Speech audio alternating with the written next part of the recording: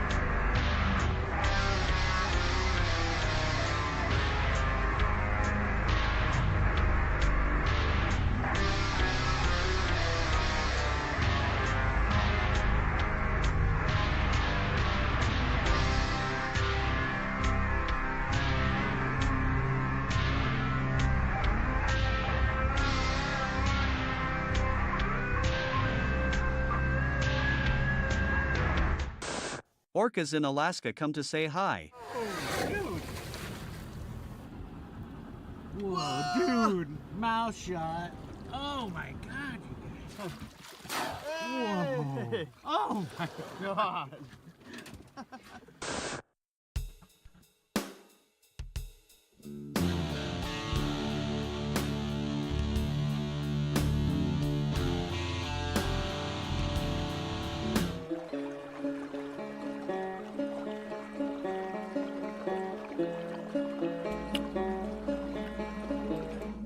Well, now we ain't got time for all that.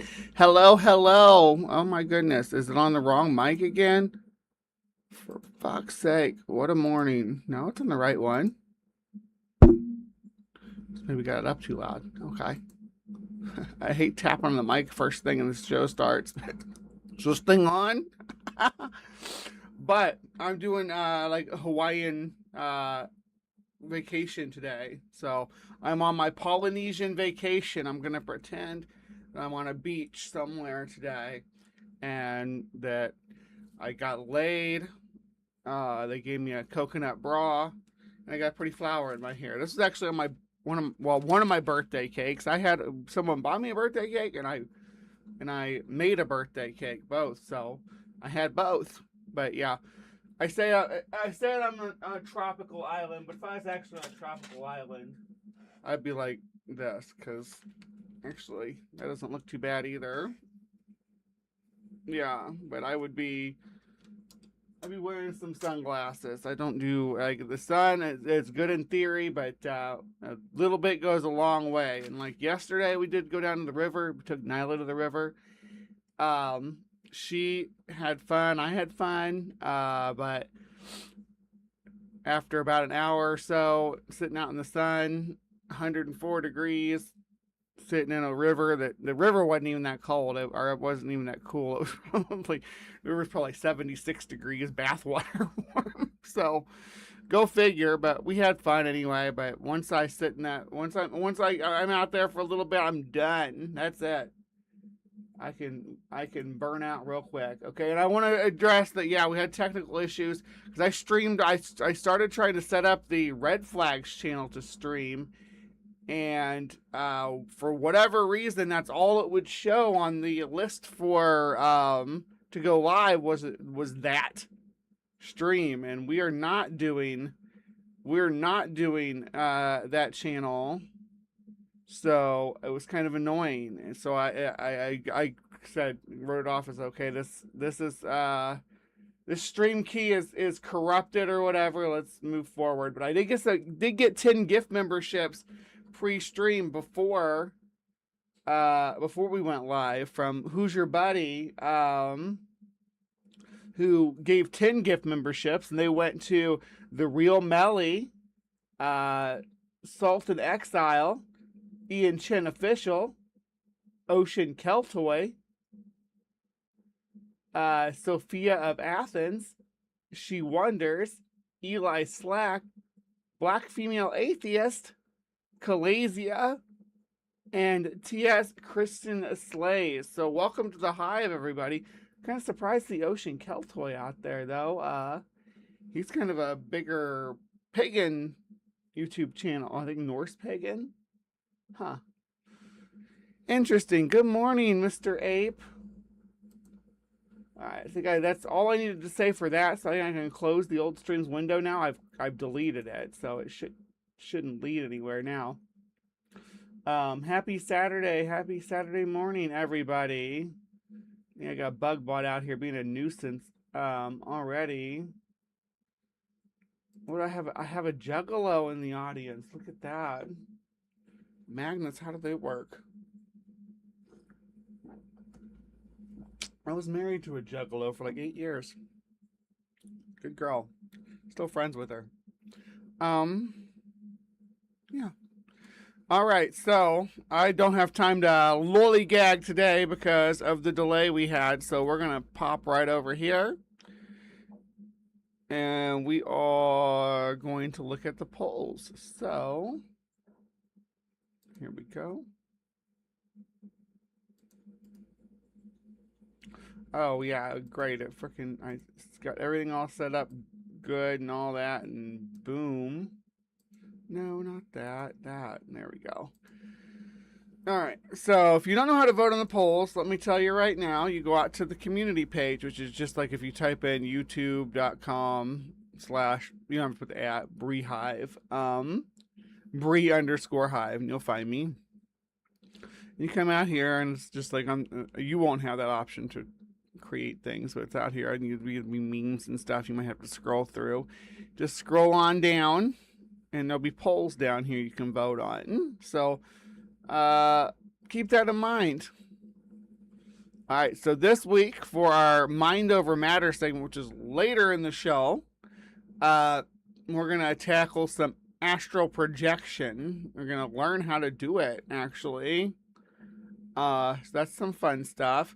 Other options on the menu, of course, was the art of exorcism, which is not getting any love. Y'all don't want to see Bob Larson smack people with a Bible? Come on. Who doesn't want to see that? We have orgone energies. Yeah, and orgone crystals and all that. Yeah, that's gonna be a fun one when we get to that.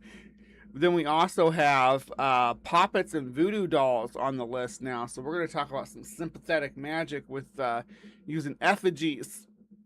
That's what it comes down to. Well, fucking giving away the ghost. No. So you have to come watch it. You have to vote for that. All right. So Cryptic Corner, which we're rolling over to in just a moment. The winner was the new one on the block too, the Alaskan tiger. But we also have the Flatwood Monster, the Ghost of Gettysburg, and Brazilian apes. So you got a lot of stuff to choose from. I'm excited to talk about any of these. If you wanna bring it, if you wanna vote for it, but you gotta vote. We got 25 votes on this, which yeah, it was really able to be swayed easy. Man, this coconut bra sticking to my nipples is not the best. I should have put some kind of cloth liner in there or something. I tried laying a thinner sock in them because honestly I didn't like the way it made it look like I don't have any boobs. Because a coconut bra doesn't really give you any kind of support or anything, right? It doesn't, well, this one doesn't anyway, and there's like such a huge gap in between it that it just lets my boobs kind of go whoomp. Which is fine, which looks great when they're not covered with coconuts. But the main issue I'm running into is that it's kind of rubbing on me the wrong way. But we'll see how much of the show I can get through with it. If I need to put on like a bikini top or something to make myself more comfortable, I will. But I thought I'd be on vacation today because I went to the river yesterday and got some sun. You probably can't even tell I got some sun because I used SPF 70. Like, I ain't messing around. I ain't gonna get burned going down there. But yeah, I mean, then you get down to the water and wash it all off, of course, so it doesn't really make a difference. Hopefully people are able to find their way over here, because I shared that other link around and now that's going to be dead everywhere. Dang it. What a waste of effort. That's what I spent my morning doing while I was getting my makeup ready. That's what I do every morning. I go through and share the link on all my different social media accounts for the Hive. I've even started going back out to Twitter and sharing it, because honestly, with the community drama that we've been dealing with, the stuff since December, you know what I'm talking about. Just the slump in support I get now, trying to attract some new audience people. Hopefully, spread the word around that we got this going on. I do see new faces in the chat almost weekly, right? And we're also, well, I got this pulled up. Hell yeah, let's have a look. We just dropped back down, back down to the 1489, but we were up to 1490 yesterday. I got it's not, I mean, it's been going up and down for months and months, but we are so close to 1500 at this point that I'm just like, yes. I don't know what we're gonna do. We're gonna do something. 1500 is not that big of a milestone, but we'll do something. 2K is more of an objective, I think. But we'll see. I've been expanding our horizons a little bit on what we're gonna on the kind of stuff we cover over here. So hopefully it'll draw in more people. I would like to interact more with the I don't want to call them. I feel bad calling them like TikTok psychics and stuff like that. But the people that claim to have these powers and stuff that we do for Mind Over Matter, I want to interact with them. I was like, if you think that you can do these things, can we talk about it? And I'm going to challenge them, though. I think there's a lot of the problem. A lot of these folks don't like being challenged about their claims for their abilities, which is what James Randi ran into. You know, the amazing Randi. Are you all familiar with the guy? I don't call him a debunker either. He's a mostly, like, first and foremost, a stage magician. But it seems like a lot of these people that are professional debunkers are stage magicians. You got like Harry Houdini, the amazing Randi. Matt Dillahunty was or is a stage magician. And he doesn't so much debunk ghost claims and stuff, though, or supernatural powers. Like Houdini was all about debunking spiritualism. That was his big thing. And we do talk about spiritualism quite a bit. The psychics are better than to talk to a debunker. I don't even know if I can. I don't think I consider myself a debunker. I'm a seeker. I want to find it. I want to. If there's something like that going on out there, I want to find it, and I want to know about it, and I want to shed light on it, and I want to help other people understand it. If it's out there, all right. But yeah, Cryptic Corner. We're gonna be talking about some freaking tigers. Roar! Let's do this. I will see you guys over there. I will eat your leftist ass like corn on the cob. I'm ready. I will eat your ass. I will eat your leftist ass like corn on the cob. I'm ready. I will eat you. I will eat your ass.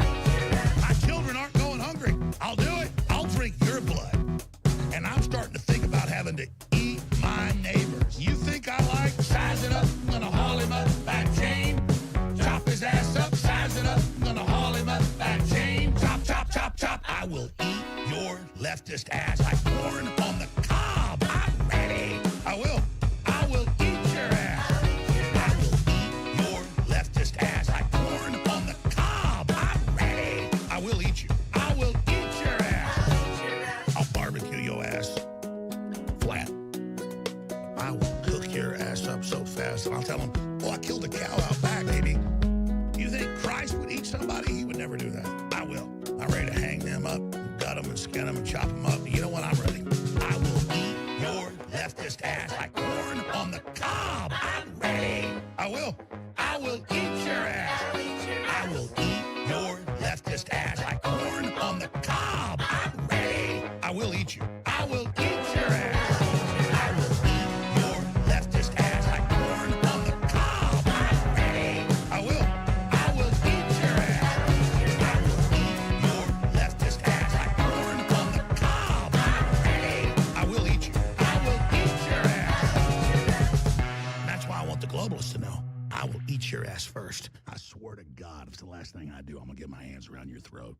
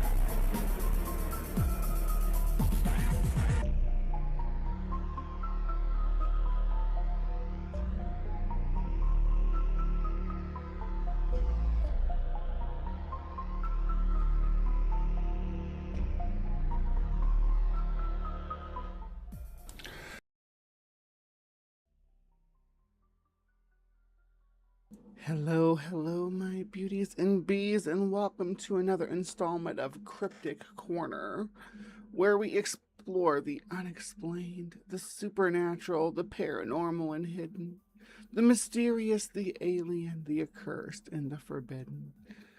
All right, yeah. While I look like I'm waiting for my cruise ship to come pick me up and take me back to the mainland after a long, exhausting Polynesian vacation. We're going to go to colder climates today, because today in Cryptic Corner, today we are looking at the state of Alaska.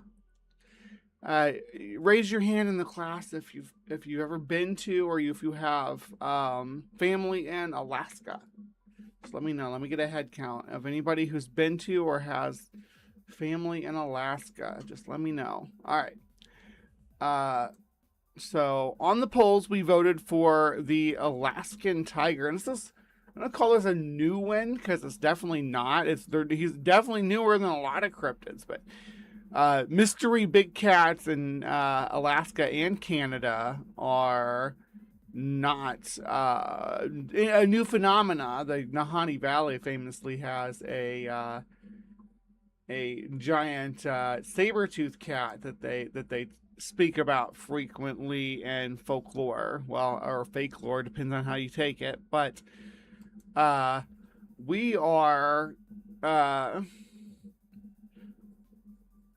talking about White Death, also known as the Alaskan tiger, a large feline that inhabits the swampy areas outside Paxton, Alaska. Native legend tells that this ferocious cat has been around for years. Also in legend, after every human it kills, a new stripe will appear on its back. I think we can just attribute that to all tigers. A new stripe for everything they kill.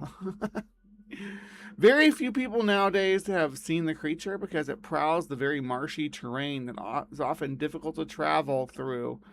Alaskan Monsters featured an episode in season 1 where they go after the cat. They attempt to use tranquilizer dart traps, but the creature heads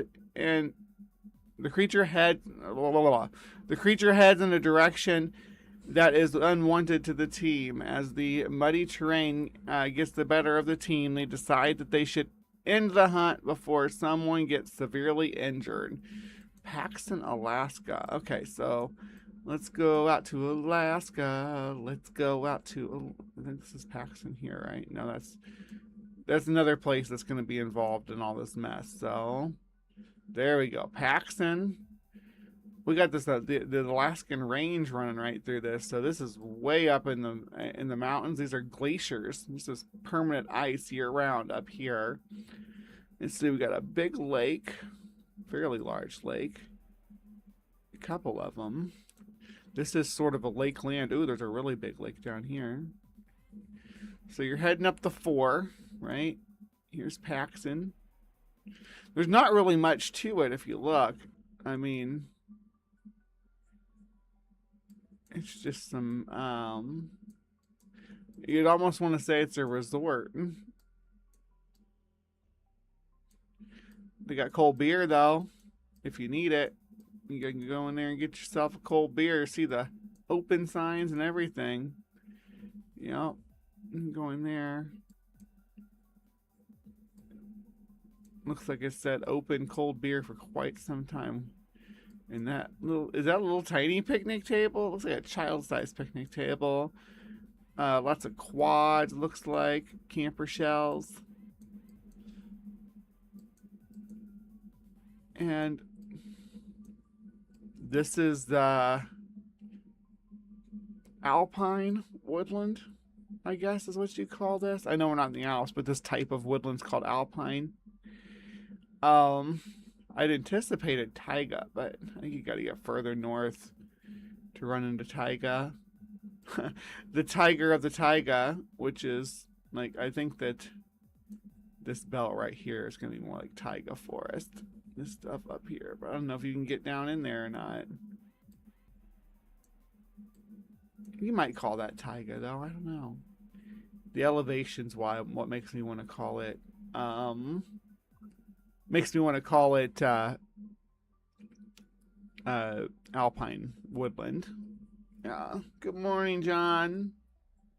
I have been to Alaska twice to visit my paternal grandparents who live in Anchorage. Thank you, Bryce.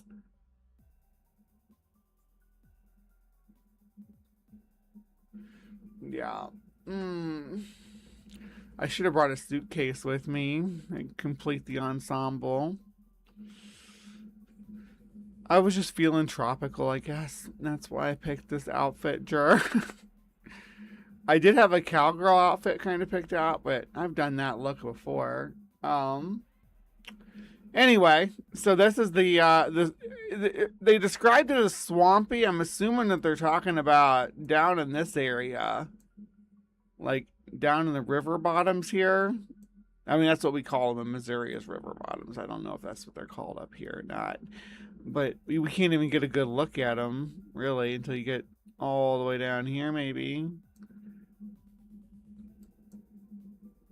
And even then, I guess it could be marshy and swampy. It's hard to say. This could be marsh under here. And there definitely could be swamp up under those trees in the distance. I don't know how well these types of conifers do in the marshy, swampy habitats, though. Good morning, Sapphire.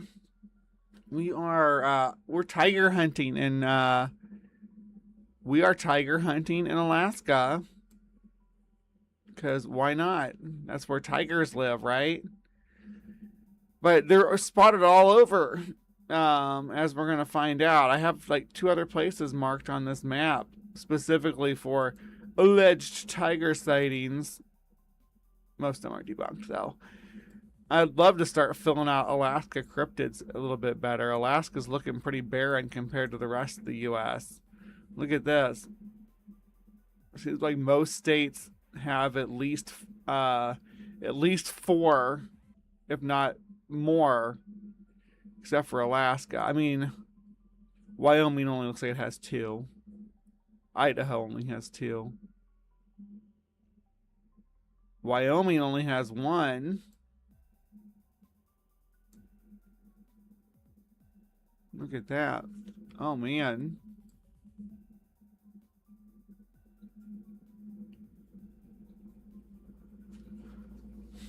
There's a lot of spaces we need to fill in. Right?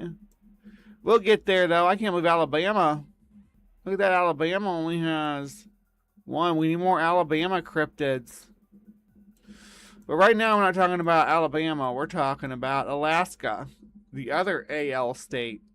All right. Let's see. There's a couple of videos I found talking about this topic. One's Gavin the wildlife guy, which he's pretty good,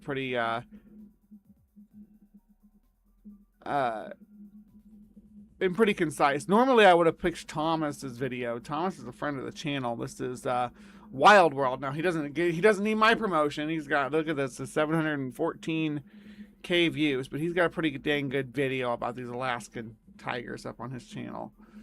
But we are going to let Gavin, because his video is a little bit shorter, and I got another video that we're going to watch too. Alright, so let's go. Yeah, this is gonna be a pretty interesting video. Yeah, so last week I went down an internet rabbit hole where I found a photo claiming to show a tiger in Alaska. This raised a lot of questions. One, is this photo real? Two, are there more of them out there? And a bunch of other questions, such as, could a tiger even survive in Alaska? And is this the only one? And I figured I'd make a video about it. And as a little disclaimer, even though I've been to Alaska before, despite all my animal knowledge, I have never been to Alaska. I want to make that perfectly clear. The river tops are up in the hills, I guess. Just like the river bottoms is like when the water meets the what they call sea level, I guess. It doesn't have to be sea level though, but you know, when the river meets a slow meander and spreads out, gets a little room to stretch out its elbows. Gold dang, I thought I was the only cryptid in Texas. Nope, you're in good company. We got chupacabras, you got goatmen, you've got Sasquatches, and you got both subspecies of Sasquatch too. You have the eastern Sasquatch and the western Sasquatch. The eastern Sasquatch is smaller. It tends to inhabit river bottoms and swamp areas, whereas the western Sasquatch seems to prefer alpine forest and rainforest in the Pacific Northwest. Yeah, use your Bigfoot stompers if you got a gift membership. Stomp right across that screen. It's good. It's good. It's therapeutic. You can pretend you're stomping on haters if you need. Alaska is beautiful. Every freaking inch of it is has something to offer. I'm an expert on this topic, and most of this video is going to be speculative and figuring out if there are and what the possibility and likelihood is of tigers being in Alaska. Starting off with the question that you're probably all wondering, is this photo real? The first thing I did to figure this out was go on the Togak National Wildlife Refuge's website and see if I could find the photo. But I had no luck. In spite of that... Alright, so Togak. It's actually what we have up here right now. It's this one. It's very West Coast Alaska. Right? Very isolated too. Like there's no real big cities around it. Of course, there's no real big cities up in this part of Alaska anyway. Anchorage is probably the biggest city around. So everything else is going to be sort of measured by its distance from Anchorage. I guess is Fairbanks fairly large? I've heard that name before. And it does look like they got some like infrastructure. So, but most of the cities with any kind of substantial population for Alaska are down in this area, right? Not really in the actual Alaska peninsula that used to be part of Beringia. This all used to be Beringia, is important to remember for the narrative we're about to unwrap here.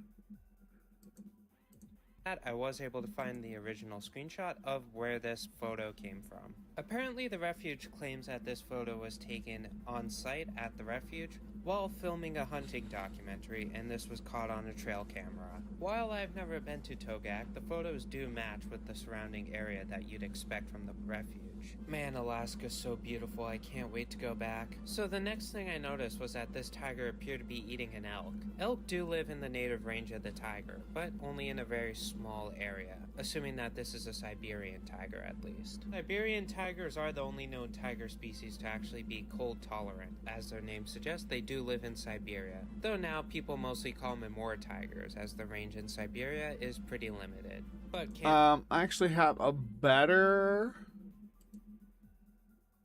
I think, yeah. Okay, so, but this is all tigers, right? But they used to range up through here, but not so much anymore. There was some forest. And let's look at this over here, because we are talking about this little slice of the world right here, right? We can make a good comparison of where this is going on at.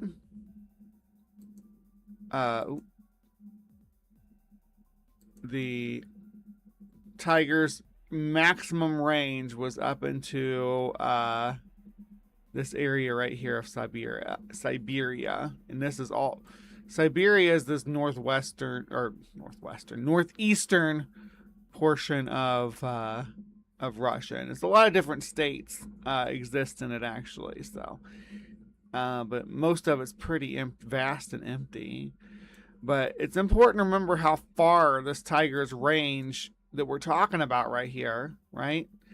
Up into this forest area and right here, right? It does not get even close to entering this peninsula up here.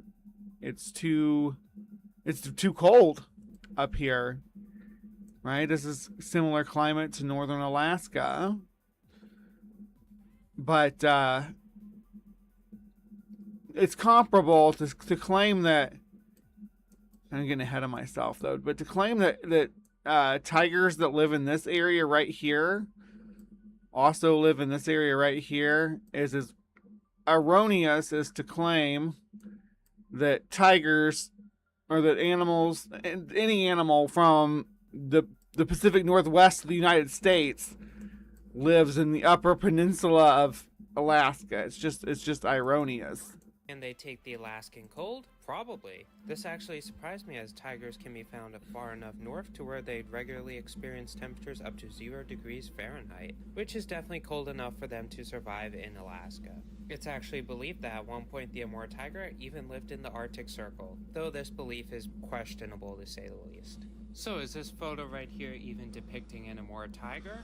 To be honest, I don't know. The color doesn't really add up, though that could also be contributed to the lighting or simply just a... See, they always called them the Amur tigers at the zoo that I attended as a kid too, but I never called them that. I always called them Siberian tigers. Even though obviously, Siberia is not heavily populated anymore. They're sparse. And morphological type. But then we get into the next question, which everybody is wondering. How the hell does a tiger get to Alaska? The original post claims that the tiger most likely came across the Bering Strait while it was frozen over, but that raises a bunch of more questions. Mainly that tigers don't actually stretch that far north. While it is very possible that a transient tiger could have went that far, it is highly, highly unlikely, especially because tigers are not known to live on sea ice. But it's not impossible, as other species of big cat, such as the panther, have been recorded literally traveling halfway across the United States.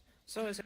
Okay, but again, that's across the United States with food resources along the way. What is that? What are the food resources for a large, warm-blooded animal that's adapted to cold but not adapted to sea ice conditions, has no adaptation to insulating fur, to any kind of insulation while in a marine environment, yet alone an aquatic environment, or in any kind of aquatic environment, right? With no food, there's no resources. I mean, there may be seals on that ice, Another thing that the tiger is not adapted to hunt, and is, again, polar bears completely white, right? They still have to cover their noses with their paws to sneak up on seals. They literally do. They cover their black nose with their paw so that the seal doesn't see the black nose or the predator coming, right? So a tiger's not adapted for that, and they got darker stripes all over them. Is it possible for a tiger to travel from Russia to Alaska? Yes, but it's probably less than 1%. No, Mainly it's due to not, the fact Gavin. Gavin, there's no food. There's no food between here and there for the tiger to eat. That's thousands of miles. And to clarify, I'm not just talking about on the sea ice. There's not going to be, there's not going to be much food at all for a tiger. Let's say the tiger's crossing right here, right? And this is frozen over on the Diomede Islands. And the tiger went from optimal positions right here. It's also, in that scenario, this whole section right here is all... Is there any place we can drop down in here?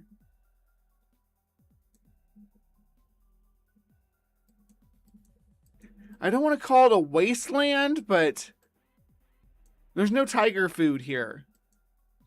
Right?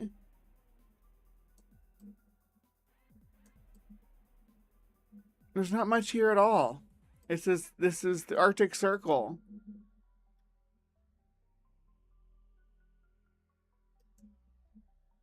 Good morning. And I mean, you can say the same thing for there's going to be thousands of miles in Alaska.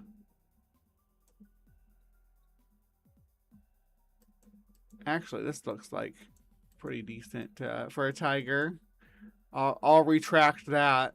And if the tiger can get to here, the biggest obstacle isn't the wasteland, though. Let me be clear. The biggest obstacle is this ocean. Right? The Bering Strait is the biggest obstacle. And yeah, it freezes over, so you have ice, but there's no food out there because tigers are mainly ungulate hunters, right? So they're going to be, I mean, again, I'm not saying a tiger cannot take a seal down, but, excuse me, but they're not adept at hunting them. Let's go. Tigers simply don't live on sea ice. They're not adapted to it, and as cool as it would be, what would they even eat out there? It's not like they're gonna magically I stopped right short of him getting into the stuff that was important to me. Compete with polar bears or something. Speaking of which, if you would ever love to see who would win a fight, a polar bear or a tiger, then please like and subscribe to help my insecure ego. And while tigers and jaguars are the most water-loving of the big cats, it's simply just impossible for them to swim that far. But another explanation that has been proposed for how a tiger would get to Alaska is actually the fact that they've been there for thousands of years and people simply haven't known about it. If you didn't know, during the last ice age, Russia and Alaska were actually connected by a land bridge which allowed for a variety of different Asian and North American animals to intermix, including humans, which is how we got here to the Americas, or at least that applies when it comes to Native Americans. But well, I mean, for a long time they did think that was the situation, but recently there's been a lot more support for like the coastal migration by sea, like just hugging the coast and like outrigger canoes and stuff like that, and making that migration, which they can stay. They were still doing up until modern times. Like the people, excuse me. Better edit that out. The people who lived here and the people who lived here, they intermingled, right? They hugged the coast and visited each other, and we're still doing so well before white people even got anywhere near this area of the world. in modern times, right? They were still, I mean, they're probably still intermingling today or still have, you know, some connections with each other. A lot of animals did cross over, and one of them which actually has been theorized is of course the tiger. There has been some fossil evidence supporting the fact that tigers did live in Alaska at one point, but this is highly debated as their skulls are very similar to the American lion, which also once roamed the Americas. But considering how long the land bridge was there, it's almost certain that at some point at least one tiger crossed over. So the possibility of a population of tigers being able to cross over, stay in Alaska, and remain hidden is definitely a possibility. In my opinion, it's probably more likely than one actually crossing the Bering Strait. So if this is the case, then why haven't they been found before? I don't know, maybe it's because Alaska is 600,000 square miles in size and only holds about 0.2% of the US population, while also making up for 18% of the US's land area. And with so many parks up there remaining unexplored, it's Right, but that same equivalent area of Siberia is also remote like that, and we're still able to track the tigers that live there. definitely possible to have a variety of different wildlife there's remaining to be discovered, including possibly American tigers. When you remember just how remote Alaska truly is, the idea of tigers being able to live there becomes increasingly likely. I do like that this, whatever this sanctuary or what they have going on here, I love that they use drones for enrichment for the tigers. That's great. All the food available. As stated before, moose and caribou are actually relatively common in Togak alone, but there's also bison and muskox that could be found in the surrounding areas, which could make some pretty decent food for the tiger. But in turn, these tigers would also have to compete with the native brown and black bears, in addition to wolves that live in the area. While these animals could be found in the tiger's native range, they are way more abundant in Alaska. Tigers also tend to prefer more wooded. Oh, those bear cubs were so cute. Yep, I remember Tiger King. The early days of the pandemic. While Alaska does have plenty of forest, Togak tends to be a bit more of a, I guess you could say, spacious area, though it is very possible that these big cats could adapt. And while southeastern Siberia isn't nearly as mountainous as Alaska, I'm pretty sure these tigers could adapt, seeing that they've been able to spread all across pretty much all of Asia at some point or another. It is also pretty interesting to note that there have been tiger sightings outside of... I will say tigers they do manage to eke by in the winter by preying on like hibernating bears and stuff like that. I think tigers could flourish in Alaska for sure, but I think that's the problem, is that tigers would flourish in Alaska and we would know it. They'd be like, their population would explode, right? There's nothing, there's no apex hunter on that level, right? That I'm doing the aliens guy. There's no apex hunter on that level in Alaska. I mean, bears, of course, but the bears are mostly, eating fish and stuff. They do prey on ungulates and whatnot, but there's like a dedicated large ungulate hunter, stealth hunter especially, is unheard of in that part of the world. Wolves dominate that niche and they're pursuit predators, right? Togak, Alaska, two of which actually being in the Brooks Ranger mountain range, which is located very far away in the center of Alaska, though these sightings I have been able to find very little information on, and could very possibly be a case of mistaken identity or just straight up fabrication. And there's also been a lot of reports of quote-unquote saber-toothed tigers in Alaska. If there are true tigers in Alaska... And there's not even, like, at least not in this part of Alaska, like in the part of Alaska where there's cougars at, is, again, it's the area way down here, right? And just transient ones. They aren't native to this region down here. They're transient. which if you don't know what that means, it means that it's young males traveling, trying to establish new territories, and they sometimes travel far, far away from where there's any other population of their species. Big cats are notorious for that, right? But even the most transient ones only get into this area. There are no mountain lions in any of this area of Alaska. Just down here, there's no big cats at all up here. There's wolves, there's bears. 3 species of bears actually all live in Alaska: the American black bear, the brown bear, grizzly bear, and there's two subspecies of brown bear. There's grizzly bears and Kodiak bears that live here. Kodiak bears live on this big island right here, and they are absolutely massive, biggest bears in the world. And then polar bears live up in here, but polar bears generally don't travel down past central Alaska. Generally, they don't. Again, transient individuals, and along the coast, they may. I don't know if they exist on the up here in this coastal area or not. I think this is all still pretty well brown bear dominated. But as climate change expands the range of brown bears into the polar bear range, you were actually seeing a lot of admixture there too, which leads to the cryptids like the Zolar bear, where people are Growler bear, not Zolar bear, Growler bear. People report, and there's been one shot that's like a hybrid.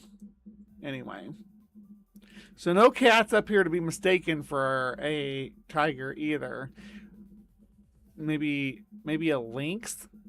Lynx don't get nearly that big, though. It could explain the whole mistaken case, but that's a whole nother subject, which I really don't know much of anything on. I mean, I'll let you decide what's more likely, living saber-toothed tigers or just simply a couple random tigers that simply been chilling in Alaska unseen. Mainly due to the fact that Alaska's wilderness is just so vast. It really makes you wonder, even if there aren't tigers out there, what... And I think that like tourist people might actually see a lynx and be like, oh my gosh, that's a tiger. There's a tiger out there, because lynx are like bigger than people expect. They're not like a bobcat, is what people generally would, the size most people are expecting for like a medium-sized cat, right? And a bobcat's just like a size bigger than a regular house cat. Between like a house cat and a medium-sized dog, right? And then you get like a cocker spaniel or something medium-sized like that. But then you get to a lynx. A lynx is as big as like a Doberman, as big as a husky, as big as they weigh less, but like because they're so built and so floofy, they are visually as big as a large dog, right? And their paws are absolutely massive. What other crazy large megafauna could be found, waiting to be discovered, in the depths of Alaska? So now that we know that it is plausible for a tiger to get to Alaska, or already be in Alaska, and now that we... Yeah, through pet trade, or through exotic animal trade, through pet trade and exotic animal trade. Yeah, that's possible. Absolutely. But for them to just exist there, like as a natural population since the Ice Age, I don't know if I agree with that. I think that their population would thrive too well for us to not know that they were there. My opinion. And I also think they would have moved into Canada, into the forest of Canada, where they would thrive as well. Now, and I absolutely reject any notion that they crossed the Bering Strait. I reject that like right on its face. I'm not even going to entertain that idea. It's ridiculous to think of Siberian tigers swimming across the Bering Strait or ice hopping or anything like that. They're just not. That's not the type of animal that they are.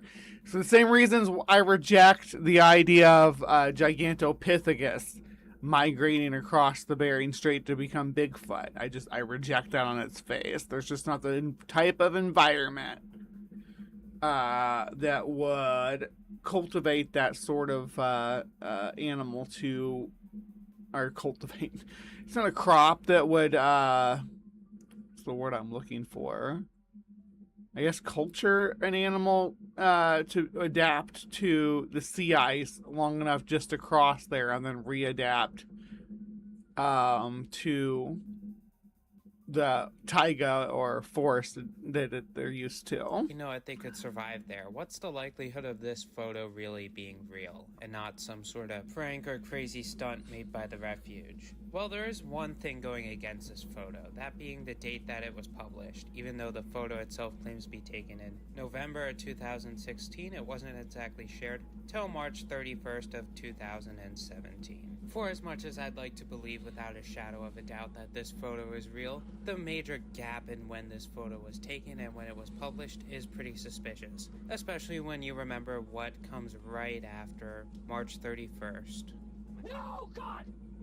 No, God, please, no! April Fools! No! No! No! Calm down, April Michael. Fool's Day. But before you click off thinking this is just some random bullshit video, you have to keep in mind that the refuge has neither confirmed or denied if this is truly... I love a good April Fool's zoology prank. Remember the hot-headed ice borers? We should cover those sometime. April Fool's prank. And in spite of that, there is some other evidence supporting the fact that tigers could have at the very least once existed in Alaska. So, is this photo real, and are there actually a wild population of tigers living in Alaska? As of recording this, nobody knows, but it is a very interesting concept to think about. While I wouldn't be worried about fighting off tigers in Alaska anytime soon, after all you got a bunch of bears to deal with, it still is very interesting to wonder just what other animals are out there, and right now we simply can't know. But hopefully I'll be able to go back to Alaska again, and who knows, maybe I could go looking for them. Now if you want more animal You can bear spray a tiger, just like you can bear spray anything else. That tiger doesn't have zebra stripes, but they're still pretty good. adventures and educational animal videos, please like and subscribe. In the meantime, enjoy this hilarious video of a liger mauling somebody. Hillary Clinton, Bernie Sanders, Ben Carson, and the list goes on. Ow, son of a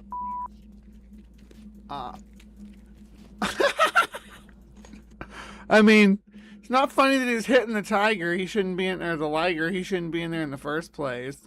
But this was Gavin, the wildlife guy. I'm subscribed to him. He's pretty decent. Let's see, recent videos. Why many of Asia's reptiles are evolving flight.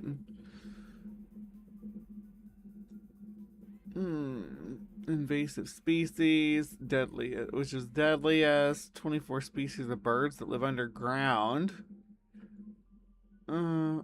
Florida's insane invasive mammals nobody talks about. It shows I guess that's a capybara and a jaguarundi. Orca hunter specialist. Cannibalistic orcas. Africa's only bear. So yeah, that's the kind of stuff they got over here. Alright, so this video is like stupid long, but we're gonna see how much of it we can get through. In the immense frostbitten expanse of western Alaska, where the land is shaped by relentless cold and the silence is broken only by the wind, something unusual has begun to stir. Amidst the endless white subtle disturbances have appeared, signs that defy the expectations of even the most seasoned observers. And yes, this does sound very much like it was written by AI, and I'm pretty sure it's being read by AI too, but at least they put some effort into the storyboards. You know, they don't get the paid version, but yeah. Not of the familiar brown bear nor the elusive wolf, but something far more enigmatic. Tracks that hint at a presence never before recorded in these northern wilds.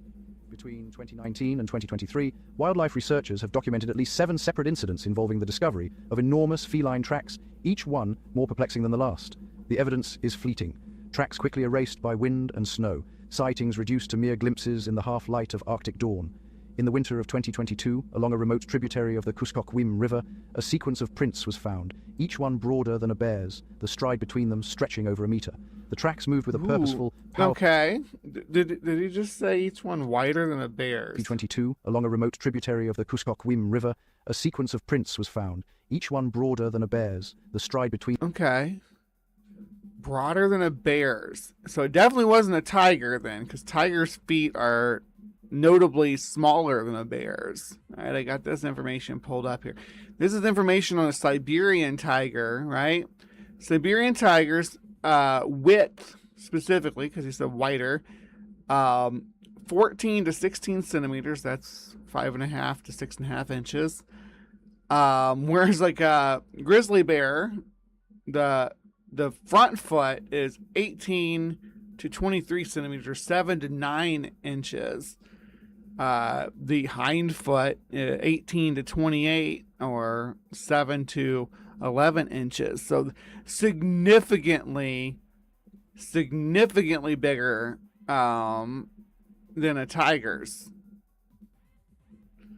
I mean, especially right here, that hind foot it's almost 1/3 bigger than the tiger's. It's actually, I think it may be more than 1/3 bigger. So if the prints are notably bigger than a bear's print, I don't know what they would be, but a tiger's not something that pops up on the list. Stretching over a meter. The tracks moved with a purposeful, powerful rhythm, suggesting a large, muscular animal adapted to traversing deep snow with ease. No photographs were captured, and the opportunity to cast the prints was lost to the biting cold and relentless wind. The findings were meticulously recorded, yet each report was ultimately filed as unverified, an intriguing anomaly in the official record. These isolated discoveries, scattered across hundreds of miles of wilderness, suggest the presence of a phantom, an animal that should not exist here. Witnesses describe a flash of vibrant orange and black, a pattern utterly foreign to the Alaskan landscape, disappearing into the undergrowth. Occasionally, a silhouette is spotted at dawn, large, unmistakably feline, and gone in an instant. The tracks are compared to those of the native lynx, but the difference in size and stride is undeniable. These prints belong to something far larger. Again, I think maybe people see lynx, but I don't think lynx are the culprit. Occasionally, tufts of fur are found, thick, striped, and unlike any known North American species. The Alaskan wilderness, vast and impenetrable, guards its secrets well, but these signs are impossible to ignore. In the shifting light of the Arctic, shapes can deceive, and the mind may conjure wonders from shadows and... Alaska, so the part of Alaska that tigers would live in wouldn't be considered the Arctic. Like Gavin said in the video we just watched, any reports of Siberian tigers in the within the Arctic circle are dubious at best. Maybe it was a Nephilim tiger. That'd make it significantly bigger, like the tiger of Kandahar. No, yet the sheer scale and clarity of these tracks challenge even the most skeptical minds. The measurements are precise, prints over 6 inches wide, strides exceeding a meter, each detail meticulously documented. For those who know this land intimately, who can read the story written in snow and ice, these signs speak of an animal that does not belong, a visitor from a distant world. The first signs are subtle, but they are there, etched into the wilderness, waiting for those who are willing to look closer. To truly grasp how a tiger might one day be seen in Alaska, we must journey across the vast icy expanse of the Bering Sea to the immense untouched forests of the Russian Far East. Here winter reigns for much of the year, blanketing the land in deep snow and silence. This is the stronghold of the Amur tiger, the largest feline on the planet. What a with its cutie thick striped butt. Look at coat that derpy boy. Oh, he's so cute. I don't want to grab it. Come here, chicks. And he'd like and rip my throat out. But then I'd be used to sustain him for the winter. Oh, are you hungry, boy? Want to eat my flesh? Oh. I don't think I'd be worth the calories that you'd have to put into killing me. I'd be pretty easy to kill, though. I'm not gonna lie. You'd have no trouble tackling me and taking me down. I'm not one of these crazy people that think I can fight a tiger or a bear. You know, like they said that like 1 out of 7 men think they can fight a bear off. Isn't that wild? It's like, no, you can't. They see that movie, The Revenant, with Leonardo DiCaprio, and they're like, oh, that's me. That's who. That would be me in that situation. It's like, no, That's like a lucky person and the 1% of the 1% survivalist bros. Come on now. But look at that goofy guy. Who could be scared of that? That's how they lure you in. Every person who's ever been attacked by a tiger was going in for a boop. Immense strength. It is exquisitely adapted to survive in these harsh, frozen forests, moving silently through the undergrowth as both hunter and ghost. For much of the 20th century, the Amur tiger's future was uncertain. Rampant poaching and relentless deforestation decimated their numbers, leaving only a handful of survivors scattered across shrinking patches of wilderness. Yet, against all odds, a remarkable recovery has begun to unfold. Decades of coordinated conservation, anti-poaching patrols, and habitat restoration have breathed new life into these forests, allowing the Amur tiger to reclaim its ancestral domain. In the winter of 2021 and 2022, teams of scientists braved the biting cold to conduct the most... Were the scientists wolves? Why are we showing wolves? Teams of scientists, and they show a pack of wolves moving through the forest. Comprehensive tiger census in decades, meticulously tracking footprints and setting up remote cameras across hundreds of miles. Their efforts reveal... Wolf scientists setting up camera traps. What was with the footage? Come on, that's weird, right? It is weird for them to show up in a video about tigers to show a pack of wolves while talking about scientists setting up camera traps. And I'm not the only one who thinks that's weird. Build a thriving population. Between 751 and 787 individual tigers now roam these vast territories, a testament to nature's resilience when given a chance. This marks a dramatic increase, over 1.4 times the numbers recorded in the previous major survey, signaling a true resurgence of the species. In certain regions, the rebound is even more... I think a tiger might consider trail mix and cheese just like toppings and seasonings. Like, I like my human with cheese. I like my human with some almonds and peanuts. More pronounced, with some local populations multiplying at an astonishing rate. In the southwest Primorsky province, a critical stronghold for the species, tiger numbers have surged by 2 to 2.5 times in just 7 years, a pace of recovery rarely seen among large predators. The forests themselves now bear the signs of this resurgence. Tracks crisscross the snow, and camera traps capture images of multiple tigers sharing the same territory. But as the population grows, the land's carrying capacity, the maximum number of tigers these forests can sustain, is being tested. This boom, while a conservation triumph, brings new ecological challenges. The balance between predator and prey, territory and resources, is shifting. With more tigers vying for space, competition intensifies. Territorial disputes become more frequent, and the search for food grows ever more urgent. The situation is further complicated by a decline in wild boar and other prey species, forcing... A decline in wild boar? Where? Everywhere I look, wild boar populations are exploding, right? Like, problematically exploding.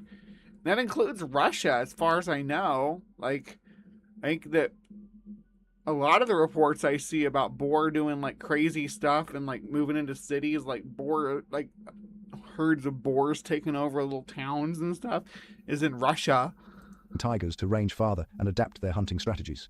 As prey becomes scarce in established territories, tigers are compelled to explore new areas, disrupting the natural order and setting the stage for dramatic changes in their distribution. This ripple effect is sending tigers into unfamiliar landscapes, sometimes hundreds of kilometers from their birthplace, as they search for unclaimed territory and sustenance. The evidence of this dispersal is etched into the snow, fresh tracks appearing in places where tigers have not been seen for generations. In the depths of winter, the solitary wanderers... It's good that they're returning to their former homes. ...push the boundaries of their world, venturing into new territories shaped by the pressures of survival and opportunity. These journeys are not acts of aggression, but of necessity. Young tigers in particular are driven by instinct to seek out their own domains, often traveling vast distances through the winter wilderness. Even if you can fight a bear, even like the rare person who can fight a bear, that does not mean that you're equipped to fight a tiger. Like, that's a whole different thing. Bears, yeah, they have claws. They have, brown bears especially, have fairly blunt claws. Compared to... What did it do? There we go. I muted my sound. Compared to a tiger, tigers have like 4 meat hooks on the end of each finger, and then teeth that are like just specifically built to stab into your freaking jugular vein and make sure that it can choke you out. So you got meat hooks in your flesh, and then a clamp with with 2 steak knives holding your throat. You're not getting out of that. That's very different than what a bear does to you. A bear is gonna like grab your limb, thrash you around a little bit. A bear's gonna thrash you around. Exactly. That's the main point I want to make. A tiger is just gonna kill you. In their relentless search for food and territory, tigers are now exploring the very edges of their known range, sometimes venturing into landscapes untouched by their kind for decades. I did just watch Masters of the Universe just the other day. The new one. The tiger's not Battle Cat is not even in it hardly at all. Like a scene at the beginning and then just some last minute stuff at the end. And I was disappointed with how little you actually see a Battle Cat in any kind of armor or anything. But I digress. This powerful wave of dispersal is reshaping the future. And He-Man was before my time, by the way. It was not like nostalgic for me or anything. I just like kitties. The Amur tiger, fueling the possibility of extraordinary journeys, perhaps even across the frozen frontiers that separate continents. In the intricate balance of the wild, when a habitat reaches its limits, it is the youngest tigers who are compelled to venture out, driven by necessity and instinct. For the Amur tiger, dispersal is not just a phase, it's a defining rite of passage. As it's not a phase, Mom. The snow deepens and the forest grows silent, these young cats prepare for a journey that will shape their destiny. Typically between 19 and 20. I don't know if they strike out on their own specifically in the winter. I'd imagine that it's like the late summer that the mom starts to drive them away. Like maybe when she starts to have she's pregnant and has a new litter of cubs coming in, she might like kick the older ones out. 8 months old, young males are the first to leave their mother's territory. Alone, they step into the vast unknown, guided only by their senses and the silent call of the wild. Each step is purposeful. They investigate every scent, mark new boundaries, and learn to read the subtle messages left by other animals, an ancient language written in claw marks and scent trails. This period is fraught with danger. Every shadow could conceal a rival. Every sound could signal prey or I want to get to predator. the part where you make crazy claims about the Bering Strait. Imagine a time when the boundaries between continents were not defined by politics or maps, but by the raw forces of nature. The concept of a land animal making its way from Asia to North America may seem like a relic of the distant past, yet the geography of our planet still holds the remnants of these ancient pathways. When we examine the globe, it becomes clear that Russia and Alaska are not separated by vast oceans, but instead are neighbors, their coastlines reaching toward each other across a narrow expanse. The Bering Strait itself is a slender channel, a mere thread of water and ice that divides the continents. Its currents are powerful, its waters frigid, but its width is surprisingly modest. At its narrowest, the distance between the Chukotka Peninsula in Russia and the Seward Peninsula in Alaska is just 88 kilometers, close enough that, on a clear day, the opposing shores are visible across the icy expanse. For a creature built for endurance and strength such as a tiger or snow leopard, this distance, though formidable, is not beyond the realm of possibility, especially when driven by hunger, instinct, or the search for new territory. What the hell would a snow leopard be doing up in the Bering Sea? No, snow leopards live in the mountains. The Bering Strait's geography offers more than just a daunting swim. Each winter, the landscape transforms as temperatures plummet and the sea begins to freeze. In the heart of the strait, 2 islands, Big Diomede, belonging to Russia, and Little Diomede, part of the United States, stand as silent sentinels, separated by only 3.5 kilometers of water and ice. These islands are more than mere landforms. They are stepping stones, breaking the journey into manageable segments and offering rare sanctuaries in the midst of the frozen sea. For any animal attempting the crossing... There's not much on those islands, though, to, like...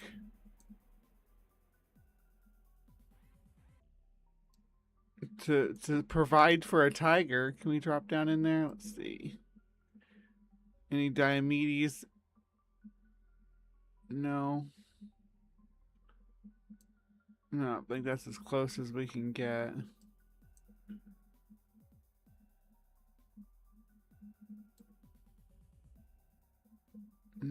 No street views.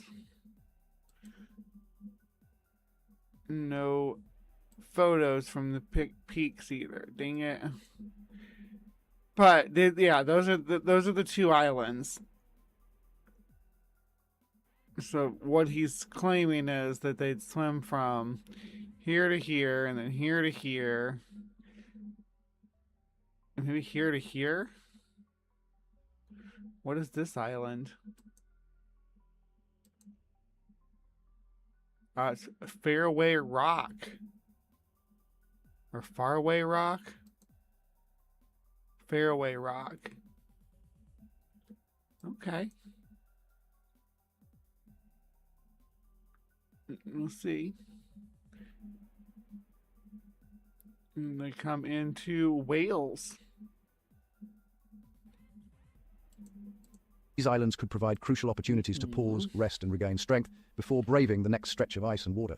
The island's snow-covered surfaces and rocky shelters could shield a traveler from the relentless Arctic wind, transforming an otherwise impossible journey into a series of grueling but achievable. Why are we showing seals? Tigers don't hunt seals. I mean, again, I'm not saying tigers couldn't hunt seals. They just wouldn't be very good at it. At least not at first. Stages. The most critical factor in this natural equation is the ice itself. Each winter, as the mercury drops, the Bering Strait partially freezes, its surface morphing into a shifting patchwork of ice floes and open water. Sheets of pack ice accumulate, driven by wind and current, sometimes linking the islands, and on rare occasions, stretching all the way from one continent to the other. This ice is not a permanent bridge, but a dynamic, ever-changing mosaic, sometimes solid enough to support the weight of a large animal, sometimes treacherous and fragmented by the relentless movement of the sea. The crossing is fraught with danger, shifting ice, sudden storms, and the ever-present threat of breaking through into the freezing depths below. Yet, and again, tigers are not equipped to deal with that.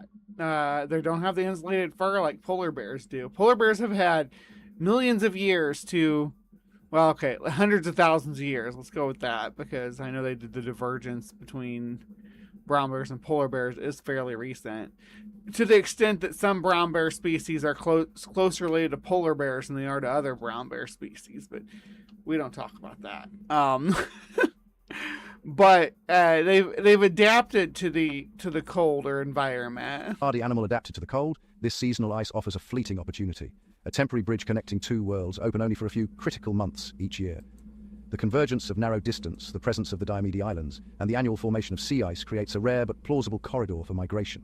A dispersing tiger, having journeyed across the vast Siberian wilderness to the edge of the Chukotka Peninsula, would not be confronted by an endless ocean, but by a daunting yet navigable gauntlet of ice and islands. Instead of an impassable barrier, it would see a series of obstacles. But there's no food for them on that section. Each one formidable, but together forming a path that, with enough strength and luck... There's definitely no penguins. Wait a second. Penguins might thrive in the Arctic, but penguins are southern hemisphere critters. ...could be crossed. The journey would demand every ounce of resilience and instinct, but the Bering Strait remains a living testament to the possibility of connection, a natural bridge, fleeting and perilous, yet undeniably real. The Amur tiger stands as a living testament to nature's ingenuity, an apex predator meticulously sculpted by evolution to endure and dominate some of the most frigid, inhospitable regions on Earth. In the snowbound forests of Siberia, survival is a daily challenge. Here, the Amur tiger's remarkable suite of adaptations is not just advantageous, it is essential. Every aspect of its physiology is fine-tuned for life in relentless cold. The same evolutionary traits that allow the Amur tiger to hunt and thrive in Siberia would be indispensable for any tiger venturing into Alaska's equally severe climate, where temperatures can plummet and snow blankets the land for months. The Amur tiger's dense, luxurious coat is its first line of defense. Each hair is longer and thicker than those of its southern relatives, forming a formidable barrier. But they're not aquatically adapted against the biting wind and sub-zero air. This winter coat is composed of two distinct layers. A coarse, water-resistant outer layer that repels snow and moisture, and a dense, woolly underfur. It's not water-resistant like a polar bear's is water-resistant, or like a seal's is water-resistant, though, or an otter. That traps heat close to the body. The underfur is so thick and plush that it forms an almost impenetrable layer, insulating the tiger from the harshest winds and preventing precious body heat from escaping. Beneath this formidable coat lies a substantial layer of subcutaneous fat, sometimes reaching up to 5 centimeters thick along the flanks and belly. This fat not only stores energy for lean times, but also acts as a thermal barrier, further shielding vital organs from the cold. And provides buoyancy when swimming across expanses of ocean. When the world outside is frozen, this combination of fur and fat allows the tiger to rest, hunt, and move with confidence, its core temperature unwavering even as the mercury drops. The tiger's ability to conserve heat is further enhanced by its behavior, curling tightly to minimize exposed surface area and using its thick tail as a scarf to protect its face from icy winds. The paws of the Amur tiger are marvelous. It's so cute when they do that, when they wrap their tail around their face.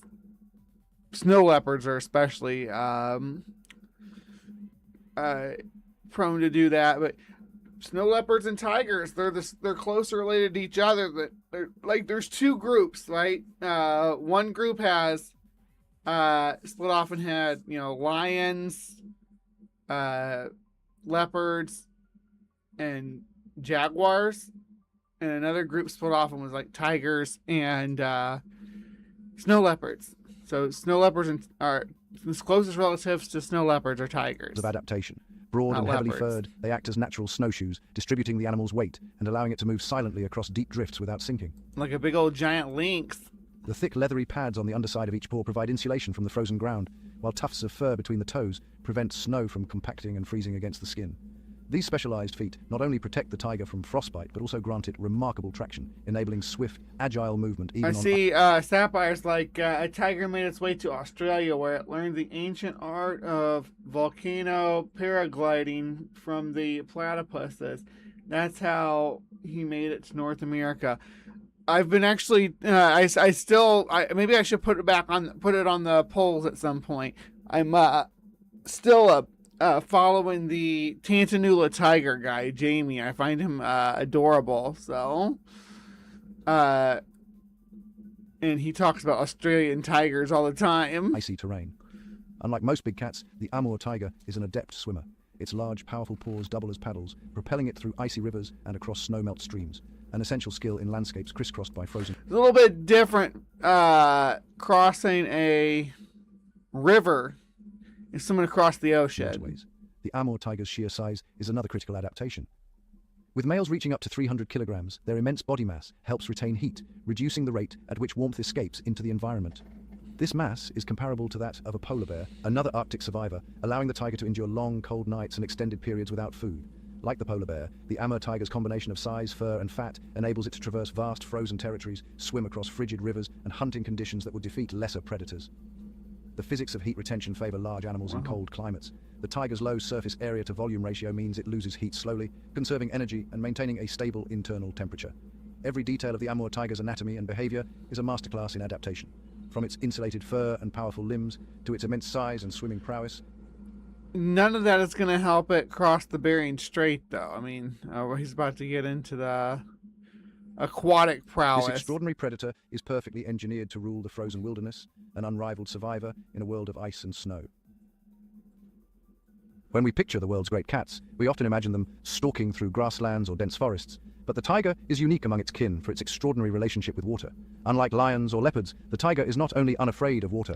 The jaguar even loves water even more. Will hunt in the water a lot. It is drawn to it, displaying a confidence and strength that sets it apart from every other big cat.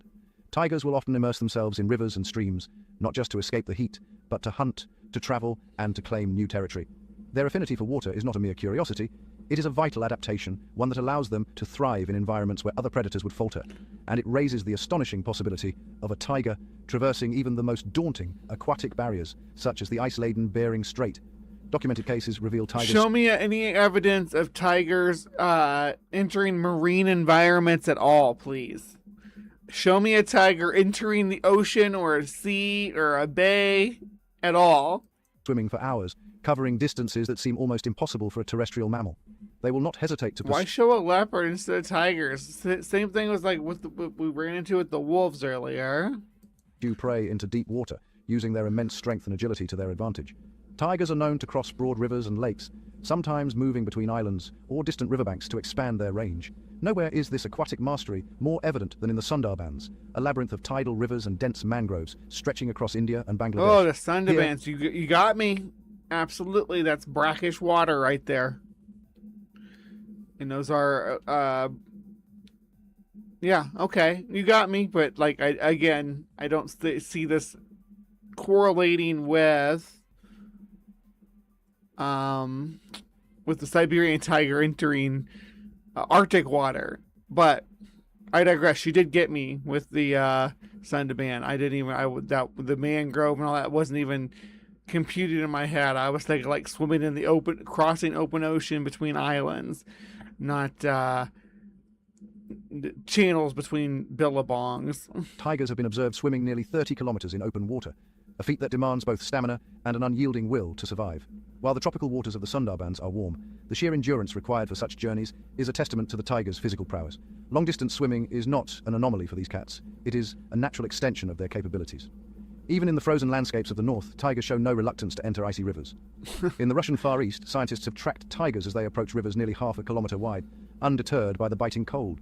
One male tiger, monitored by telemetry, was observed calmly Swimming in the cold for half a kilometer is quite a bit different than swimming in frigid water for 70 kilometers. surveying a river whose waters hovered just above freezing. For most mammals, such conditions would be perilous, even fatal. Yet the tiger entered the water without hesitation, its movement steady and assured. It swam across the frigid expanse, muscles working tirelessly against the current and cold. Upon reaching the far bank, the tiger showed no signs of distress, its body seemingly unfazed by the icy ordeal. This remarkable feat demonstrates the tiger's physiological resilience, its body engineered to withstand the shock of Arctic waters. Combined with its agility on land and in water, the tiger's adaptations paint a portrait of a truly versatile predator. Its thick, layered fur and insulating fat provide a barrier against both freezing air and icy water, preserving core body heat during long swims. These same adaptations allow the tiger to rest and recover in the harshest climates, undeterred by frost or wind. Arctic Its adapted broad-webbed animals paws are act as renowned natural for their paddles, low body propelling it fat. efficiently through water with each powerful stroke. The tiger's substantial body mass further aids in heat retention, allowing it to endure lengthy swims in even the coldest rivers. In this way, the tiger's aquatic abilities begin to rival those of the polar bear. An animal No, they do not. Never say that again. There's no, no. Tigers do not rival polar bears. The closest thing to rivaling a polar bear as far as being aquatic adapted would be a jaguar. But no.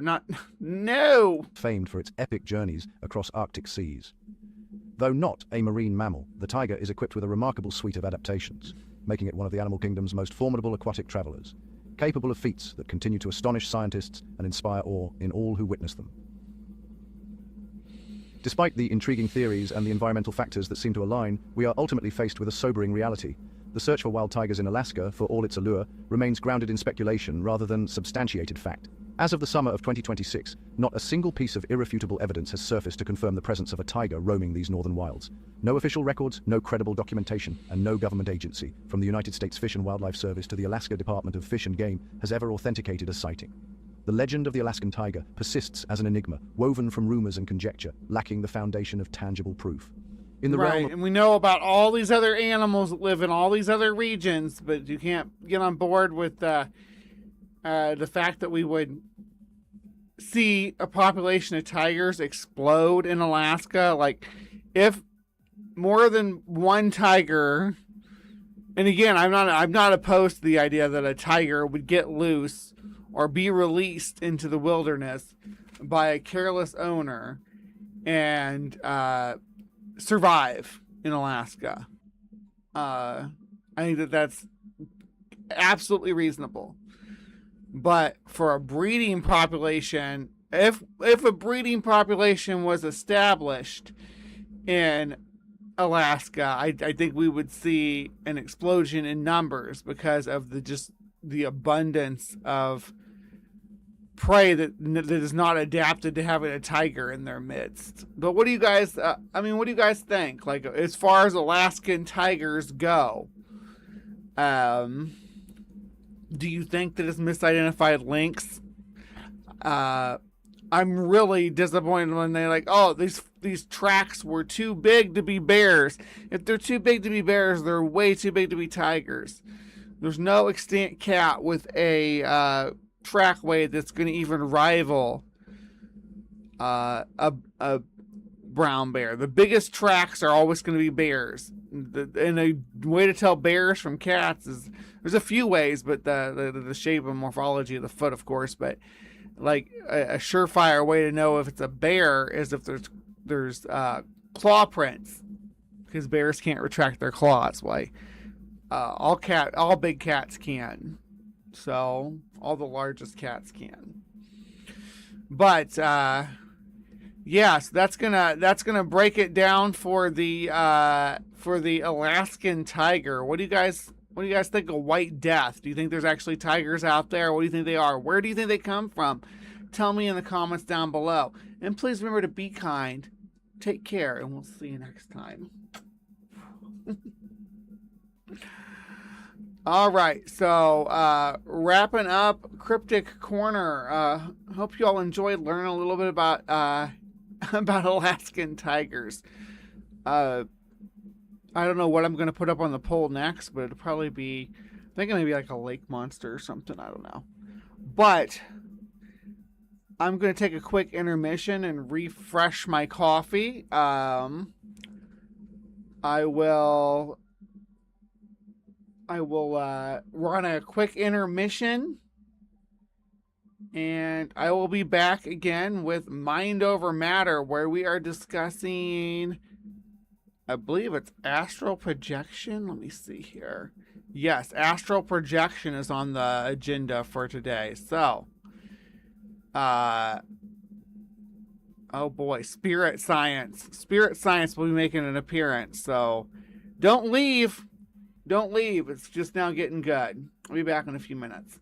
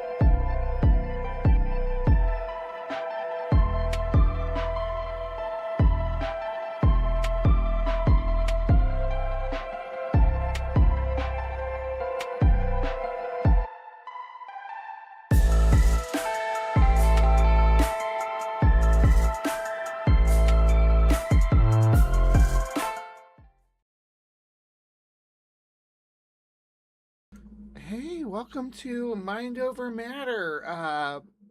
Where we explore the the power of people's minds. These topics tend to be something that that there's actively people out there claiming to have the ability to do. And today's no different. There's tons of people that claim to have the ability to astral project, or people that teach you to astral project. We'll just start off, what is astral projecting? There's a lot of different cultural ideas about entering like a dreamland or a dream state, or being a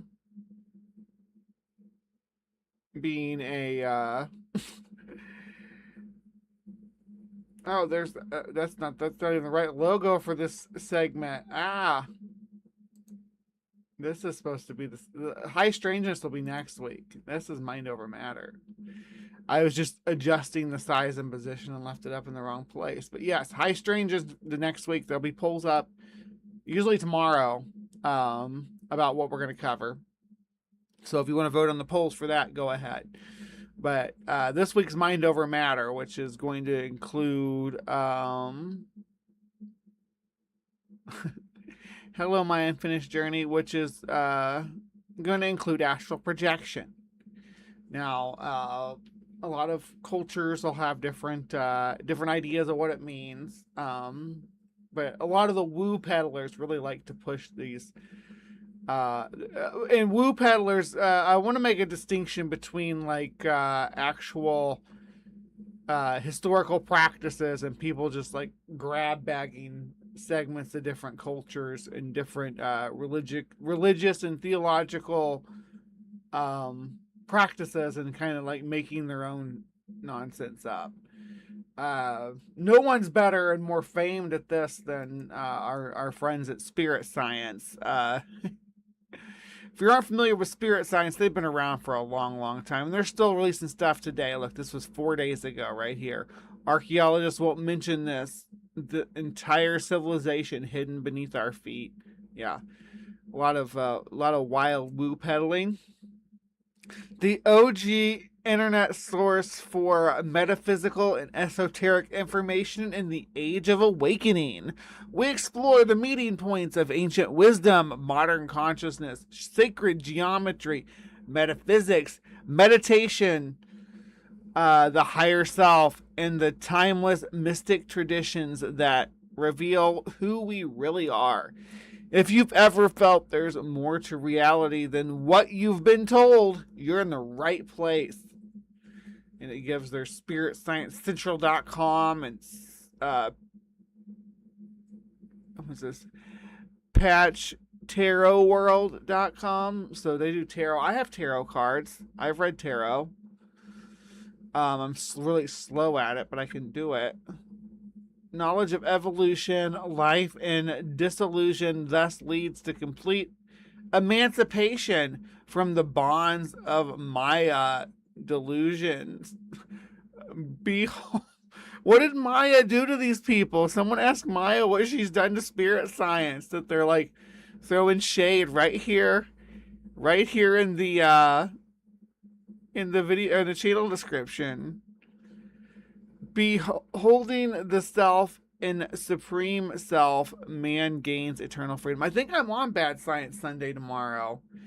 I think I am. I think I'm going to be the guest on Bad Science Sunday tomorrow for that. I've been over there more times than I think anybody else.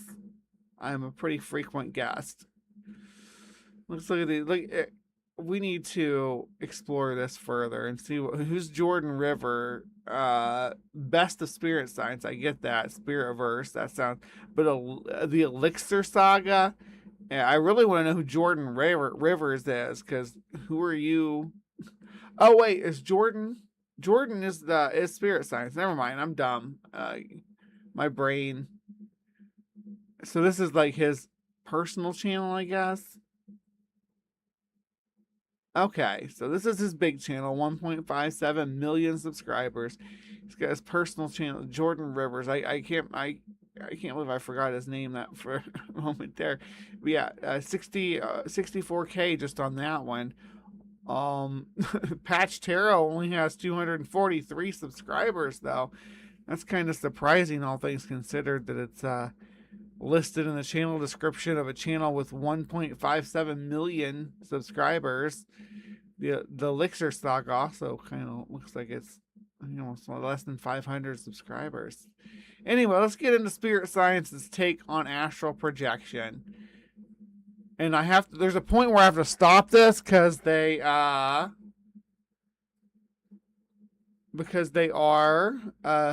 playing licensed music that I'll get in trouble for making. You made Spirit Science mad. They threw shade at you in the description, Maya. Did you see that? Jordan's like, take that, Maya.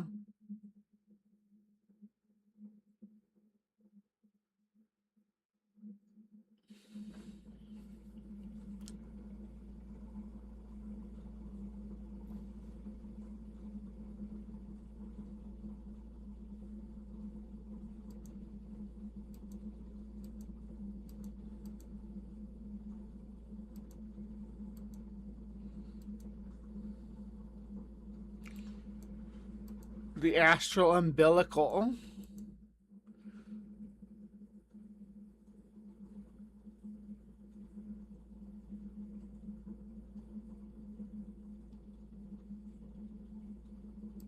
And this is a thing that you can do. I used to do it all the time, but it's like I don't actually, from my perspective, I'm not actually leaving my body. I like to think of it more, hey, Alira, 3 months. Woo!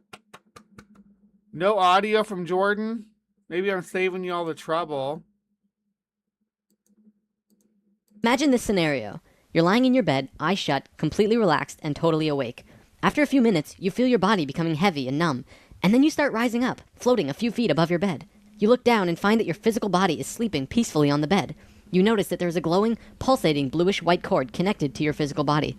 You are calm, relaxed, and awake. And like when I used to do this, I never had an umbilical cord attaching me to anything. But I think you're more like, I think of it more like entering a version of my reality that exists within my mind, like a locked away place that I can visit. That has a lot of I can structure it like this, or I can structure it like something else. Like I can structure it like my actual surroundings, or I can structure it completely different. I can, you know, make it like everything made out of crystals or something. You dream mastering. Oh goodness, Alira, you sweetheart. Look at you coming in. And I do want to say that Who's Your Buddy did donate some earlier, but we had some linky issues that made us have to flip things around. But look at all those gift memberships. Ah, you're such a sweetheart. I have to go through these. Okay, so 20 gift memberships. One went to Maya. One went to Unfinished Journey. One went to Aunt Jur. One went to Noise Ending. One went to One Ring 42. One went to Izzy Production, Cuddly Unicorn, Darlene Mages, Hamlin's Ghost, Hemming name is D, is Ed. Oh. Hi, my name is Ed. Oh my gosh. And that's why, you know, I wonder why I can't remember Jordan's name. I can't even parse these out. Martin Elzen, Relic Invictus, Shellroth, Robert X, Tiles 2, Crystal Church, Miss Lemon, The Cosmic Kyle, Changing Wind Production, Neil, the 604 Atheist. So if you did just get a gift membership, I need to see those Bigfoot stompers going across the screen. Show off your new abilities. But yeah, back to what I was saying. Like I visualize Like, it is a place inside of me more than external, than leaving myself. This is not a new experience for you, and you feel a blissful sensation of peace because you are now unchained from your physical shell. You are experiencing a joyous feeling of exhilaration and freedom from bounds. You look around the room and see that everything seems to sparkle. Everything seems to have life, more vibrant. You fly through the ceiling and into the sky and look down at your house, becoming smaller and smaller. And soon you can see the curvature of the earth. You think of a friend of yours. And yeah, again, I've done this. Controlled meditation, laying back, visualizing, floating out of your body, rising up through the roof, floating into the clouds, looking down at the earth, moving into space, feeling the warmth of the sun, uninhibited by Earth's atmosphere, and a lot of cool stuff like that you can visualize, but it's all thought forms in your mind. In my opinion, I mean, obviously different cultures have different opinions on it, but I think that this is mostly introspective. Who lives across the world in Sweden. By thinking about him, you consciously go to him and you zoom across the world. And There's soon some Bigfoot stompers. You're coming down into a house. You see your friend eating cookies at his computer. He's wearing blue jeans and a white t-shirt. Soon, you realize it's time for you to go back, and you think about your sleeping body. You find yourself back over your house, slowly moving down into your bedroom, and then back into your sleeping body. You wake up and go to your computer. Your friend is on Skype, and you tell him what you just saw in your dream. Your friend gapes in amazement. That's absolutely right, he says. My friends, welcome to the world of... So this is where evidence comes into play, because every time that they put any kind of claims like this to the test, like, oh, if you interact in this way, why does it keep getting blurred? I guess because I'm waving my hands at the camera, but let me see if I can fix that. There we go. Yeah, okay, there we go. Now I'm not blurry anymore. That'd be driving me crazy. But yeah, anytime they put this to the test, like where they test the psychic abilities, like see something in another room, or like we covered this a bit when I actually had both of them are in the side chat, Ryan and Maya, on to do the telepathy tapes from about a year and a half ago, and it like the results are comparable to coin flip, right? To a coin flip of is this person wearing a black shirt or they're wearing a white shirt? Coin flip, right?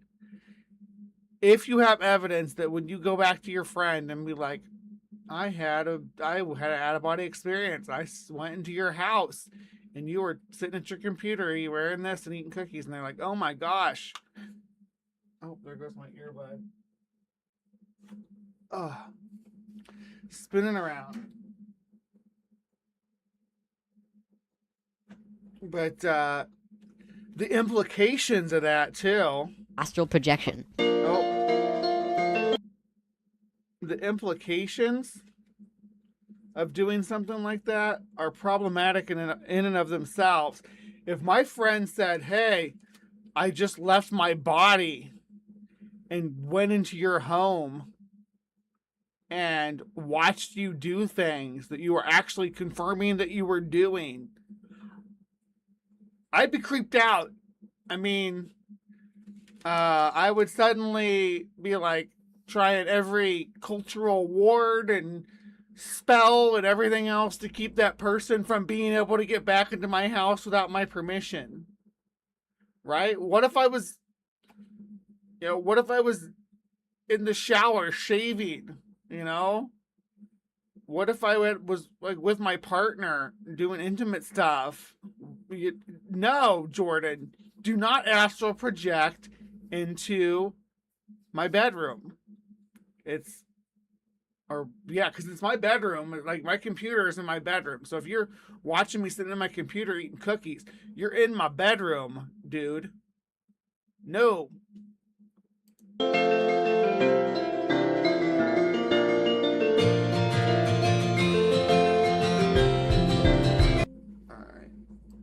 Leaves the physical body and functions independently. The process by which the human consciousness popular in the last 20 years, and even more so in the last 5. It is the process by which the human consciousness popular in the last 20 years. Astral projection is a phenomenon that is becoming rapidly more popular in the last 20 years, and even more so in the last 5. It is a process by which the human consciousness temporarily leaves the physical body and functions independently, while the physical body remains still and passive throughout. This results in observing the world from a point of view other than that of the physical body, and by means other than those of the physical senses. While astral projecting, however, you retain a very high level of waking consciousness during the experience, and can remember the event in every detail upon returning to the physical body.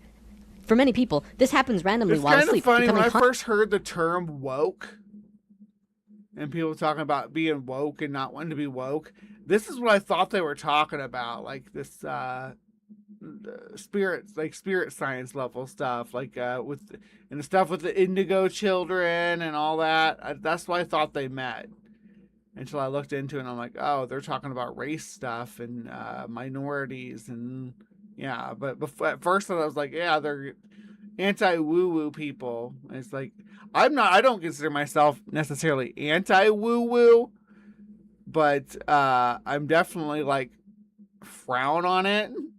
And like, because there's real stuff in here that's fun and interesting, and some of it's like, but they bury it in this gravy of nonsense that makes it so it's no fun, and it's also, I should say it's no fun. Sometimes it's fun to like shed light on their nonsense, but like, especially with cryptozoology, like there's something happening. There's a phenomenon where people are seeing this and experiencing that, and it seems to be collective because it happens to multiple people across multiple generations, and all the experiences are very similar and very fleeting, and have all this stuff in common, right? So there's something happening, but because they want to bury it and get it lost in the sauce of all this other wild stuff, wild claims, like that you can see your friend eating cookies, that you can invade your friend's home and be invisible, like the freaking Invisible Man, and like a creepy, and in such a creepy way, right? To enter someone's home like that without permission. Anyway, yeah, I'm just. The lore and the interconnectedness of the concept of astral projection or dream walking or whatever the culture calls it, being so ubiquitous across our species is interesting, and there's something there, but it gets buried in so much nonsense like this that we don't get, that we can't understand it, that we don't get a chance to really explore what is actually happening because we're too busy debunking this nonsense. Conscious in the middle of a dream. If you haven't, odds are somebody you know has. This is a very common experience, which is also known as lucid dreaming or out-of-body experience, OBE for short. This may sound crazy, but it really isn't. It's just relatively outside of the average human consciousness. In fact, we all experience this out-of-body state every night when we sleep. Most of these projections are unconscious because we are not trained to remember them. We'll be talking more about that in a bit. Astral travel was also known about in ancient times. The Egyptians called this their light body, Ka. They left inscriptions and drawings on rock walls depicting the soul leaving the human body. This is what I'm talking about, snipping and picking different cultural depictions and ideas of what happened and trying to like make them, force them into a single mold with other cultures as like a ubiquitous practice. I don't agree with that. I think that if we look for correlations, that's fine. But if we force the ideas, and you'll see a lot of, and it's you'd have to be at like, in order to tackle spirit science from this angle appropriately, you'd have to get like an Egyptologist, an Assyriologist. I don't even know what someone who studies ancient Chinese history would be. Someone who studies Native American history. You'd have to get all of these people on board to do the video, because as much as one individual could debunk like what he's saying about Egypt and their ideas of astral projection and dream walking or whatever they had in their culture, compared to, because he's going to jump around a lot. It's kind of what he does. Body. The Tibetans called it a double body, which housed the soul. The Tibetans. Many Greek philosophers like Plato. The Greeks, see, you'd have to get somebody who was versed in all these different, or someone who was, or a professional individually versed in all these different areas in order to properly address all the things that he's claiming about them. You'd want somebody who was, learned in this, because when you specialize in, Egyptology, you're not gonna, you may not, you may know more about a Hellenistic culture because of the, the shared Mediterranean, but you're not going to know much about Tibetan culture, right? Other than maybe basic archaeological stuff. Herodotus and Hermotimus all talked about this as well. It's even written about in the Bible, for example, in the Apocalypse of John, and as well as the Epistles of Paul and Tarsus. Reports confirm that at least 1 in 10 people have experienced a conscious OBE, either spontaneous or controlled. Spontaneous OBEs can occur at any time, while sleeping, during sickness, under medication, during an accident, or even while meditating. Controlled is like it sounds, willingly leaving the body. Or before we continue, under the influence of psychedelic, let's not leave that one out. Let's talk a little more about dimensions that we established an understanding of in Lesson 7. The dimension I'd like to talk about in specific is the 4th dimension, which is also generally referred to as the astral realm. Those who have visited the astral typically find themselves in an environment where all senses... There's already a 4th dimension, though. You have to change that. You can't use 4th dimension. There's already so, 1-dimensional, 2-dimensional, 3-dimensional, and then I guess what would be 4-dimensional would be motion, right? So for the 4th dimension is already time, right? Am I wrong on that? Please correct me if I'm wrong. I've been known to be wrong quite a bit, honestly. But I like to learn, so that's okay. When I'm wrong about something, I get to learn something. Earlier, we were learning about tigers. I'm like, no, tigers do not swim across the ocean. It's like, in the Sundarbans, tigers swim between. It's like, okay, fair. So I'm okay with being wrong, but show me that I'm wrong if me saying the 4th dimension is time is incorrect, because that's what I was thinking. I even remember Doc Brown from Back to the Future saying, "You're not thinking 4th dimensionally." So I don't know if that was a good Doc Brown or not, but so we're talking about time travel and moving back and forth in time. So if you want to add a dimension, you're going to do the 5th. You can start from the 5th and have anything beyond that, right? But you can't have the 4th because it's already taken. Seem greatly magnified. These senses are not our normal physical senses, but inner astral senses. Thoughts can actually be seen to take shape instantly, and anything desired can be manifested by means of the powers of the imagination in the very process of creation. It is the ultimate place for... Now, this is what I'm talking about when I said earlier you can change it. You see how he made himself Mega Man, made himself lightsaber. Now he's raising mountains with his hand. And this is the things that you can do when you're in that meditative state and you visualize and you manifest scenes in your head. Sometimes I do it to help me go to sleep, because if you do it like at bedtime, you lay down and you go ahead and enter that state and visualize that, that means you can control, well, to some extent you can control what your dreams are about, like at least for a portion of the time. Dreams, tend to meander off, but the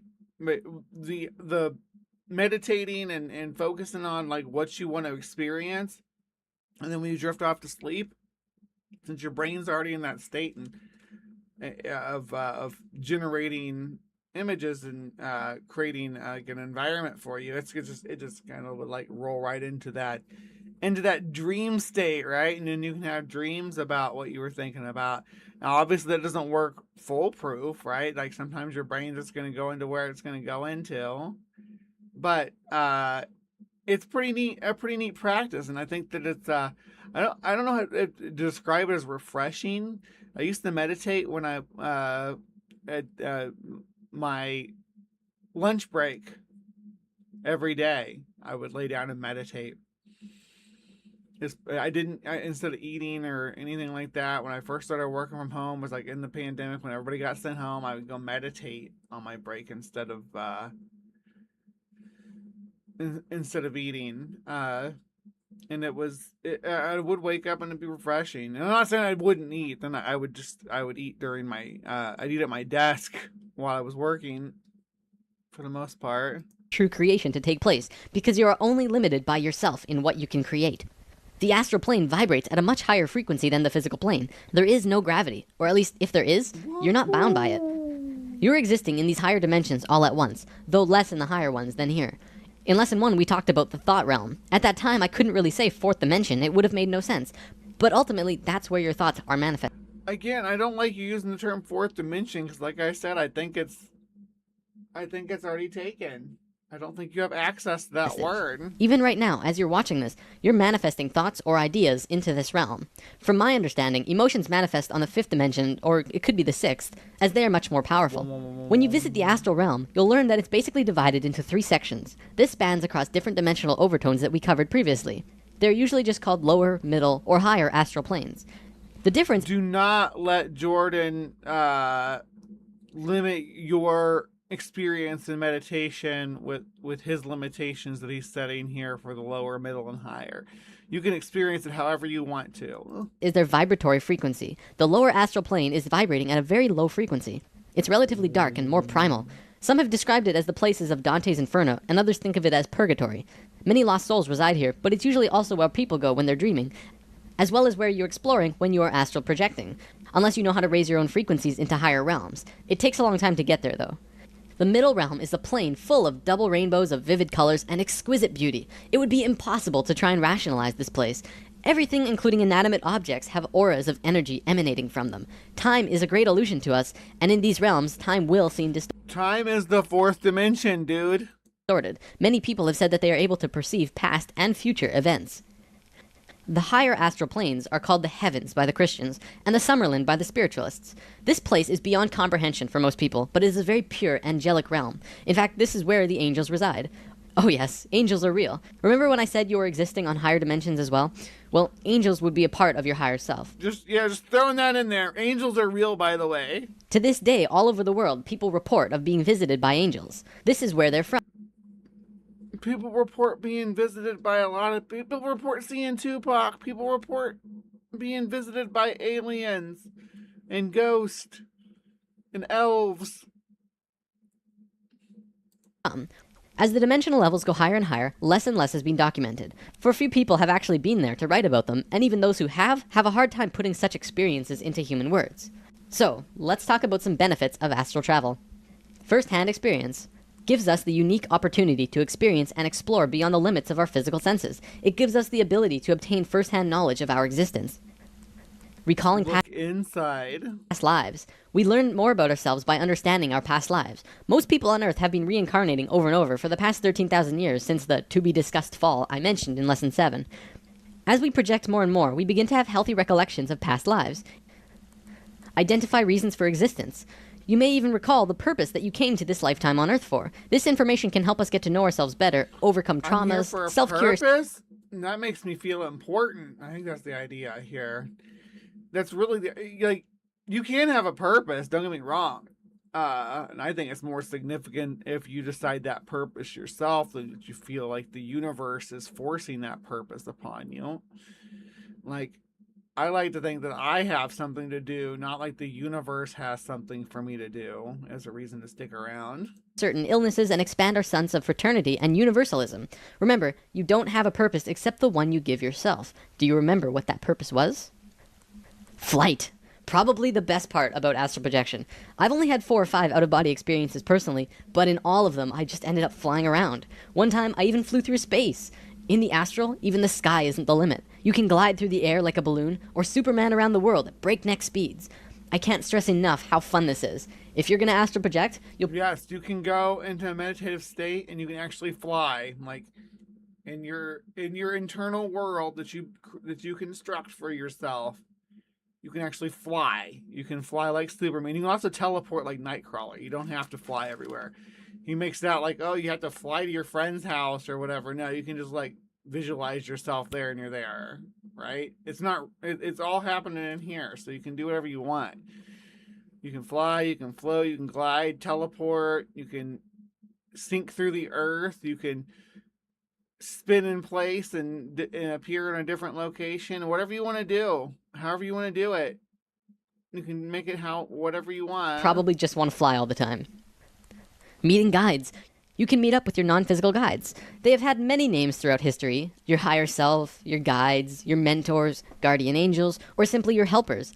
One time... Yeah, all your thought forms are there, and you can personify them in any way you want. Like, all the thought forms that you've ever come up with, that you interact with in your mind, whether you whether you were already manifesting them or you just let them be the voice in your head, you'll actually be able to give them bodies and appearances and stuff. And this might help you introspect a little bit better when you can interact with them as an individual. I don't know. I was in meditation and I asked my guides to help me with astral projection, and they told me that they were helping, but I would still have to leave my body consciously on my own. Damn spirit guides. I wanted them to just pull me out. Other benefits. You don't leave. I don't think you actually leave your physical body. I don't think that's due to the laws of energy conservation. I don't think that's a possibility. But I think you can enter these states and places within yourself. Sure. Also include overall well-being, a reduction in hostility, increased psychic abilities, accelerated personal development, inner calmness. Increased psychic abilities is what we're all about here in the Hive. An increased quest for answers, an increased respect and zest for life, meeting deceased loved ones, increased intelligence and memory recall, increased knowledge and wisdom, witnessing other realities, increased self-responsibility, increased spirituality, healing, and the biggest one of all, an understanding of life after death. Through astral projection, individuals are provided with irrefutable personal evidence that we are immortal. The physical body can die, but the consciousness lives forever. It reassures us that there is a life after death. People who have even one OBE are generally transformed, having a much greater faith in existence beyond the physical. Fear of death is just fear of the unknown. Once you separate from your body, you absolutely know that you continue after death. Dying may not be a scary experience, but rather a wondrous, spiritual adventure into the next realm of being. Death is something to be embraced with excitement and anticipation when the time arrives. That's key, by the way. When the time arrives. I'm not advocating you kill yourself, especially at this point in human history. You're gonna want to be around for what's happening. Ooh, this was from 14 years ago. It's like 2012 or so. Guy, no, this is not a good time. This is people are like, oh, we live in interesting times. I'd rather not live in interesting times. I live in dull times where things are just dull because I don't like this. On that topic, it's time to talk about heaven and hell. When you astral project, one of the first things you realize is that you are in control of your reality, more instantly than on the physical. If you want to fly, you fly. If you want some kind of flying car, you can materialize it right in front of you, though I'm not sure why you'd need it. The concept of heaven and hell came from this understanding.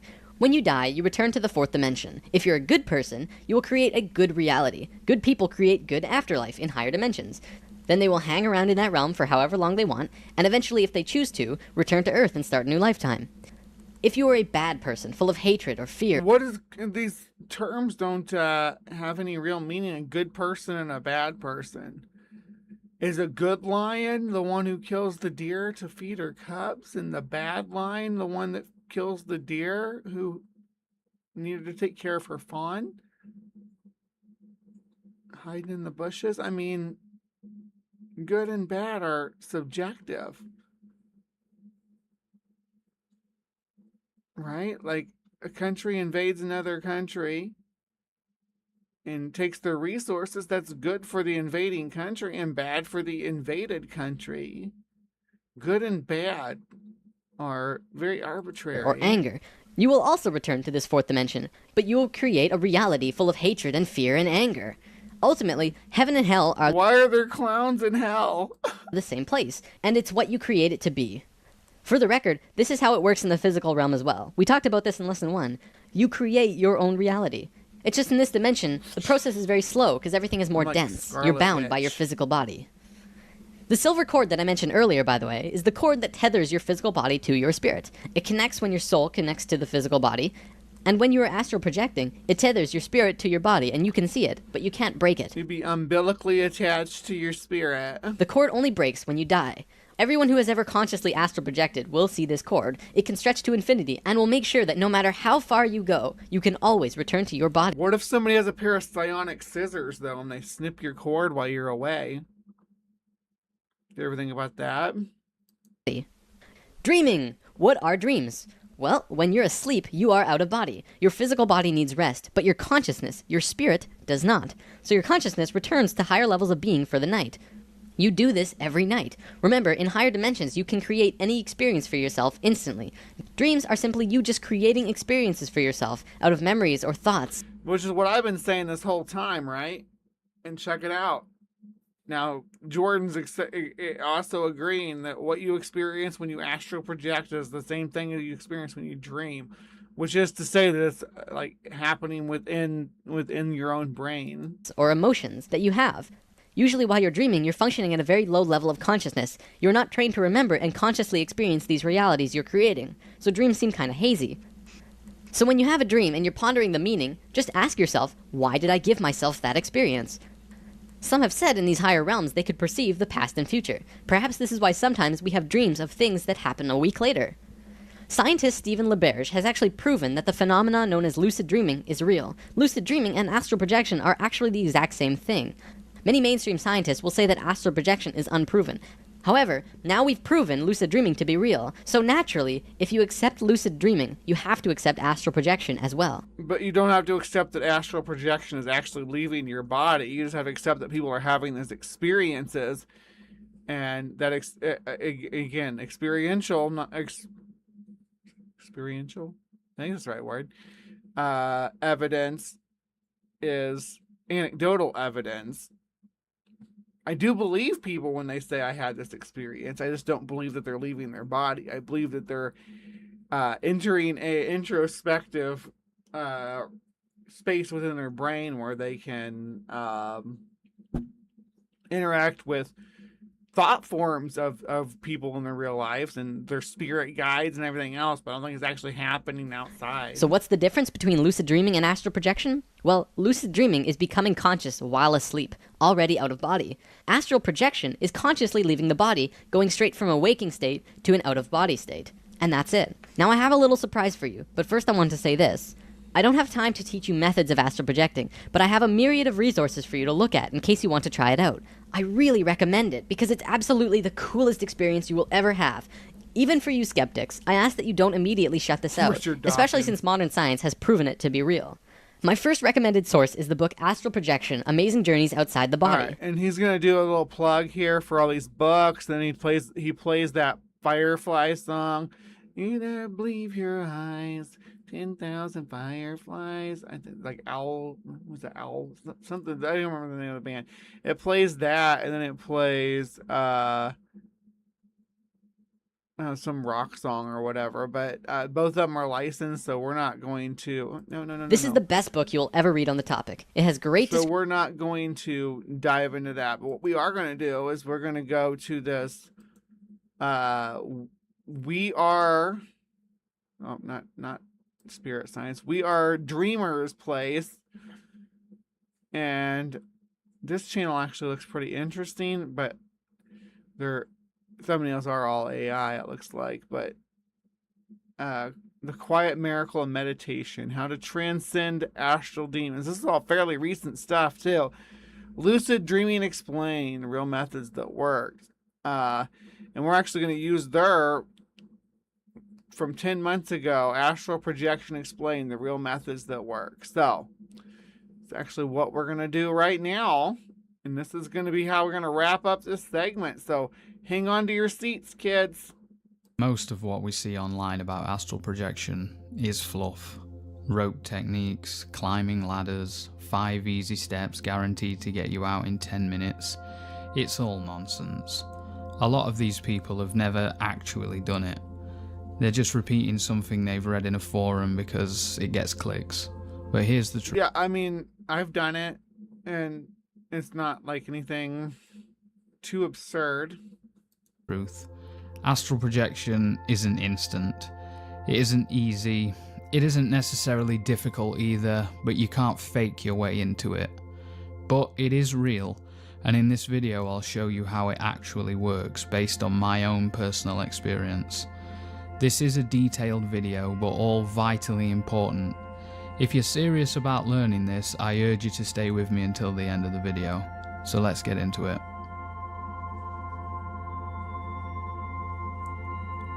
The first thing to understand is that... Let's just redefine words to to fit our purpose. As Aunt Jur said, sure, if we call lucid dreaming astral projection, then yeah, it's real.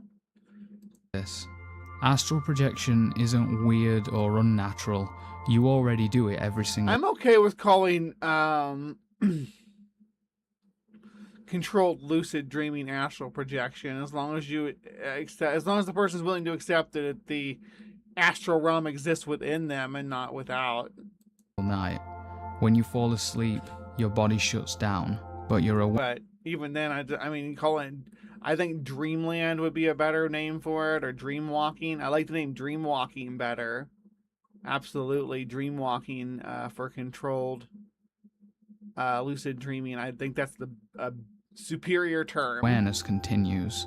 That's what dreaming is. A dream is just unconscious astral projection, the human brain interpreting experiences of your true self. The difference here is awareness. Astral projection is simply staying awake while... I like dream walking better. Like, yeah, the more he says astral projection and describes it, it really seems like dream walking would be a better term for it. Body falls asleep. Instead of being swept away into dream imagery, you remain the observer, the witness. You don't force it, you don't make it happen. You just let the natural process unfold while keeping that flame of awareness alive. Because the truth is, your conscious awareness never actually sleeps. The body sleeps, the mind quietens down, emotions fade. But the silent witness, the eternal I, is always awake. If you learn to rest there, you can follow the shift directly as it happens. That's astral projection. It's not something new, it's something you already do. Only now you're paying attention. Herger.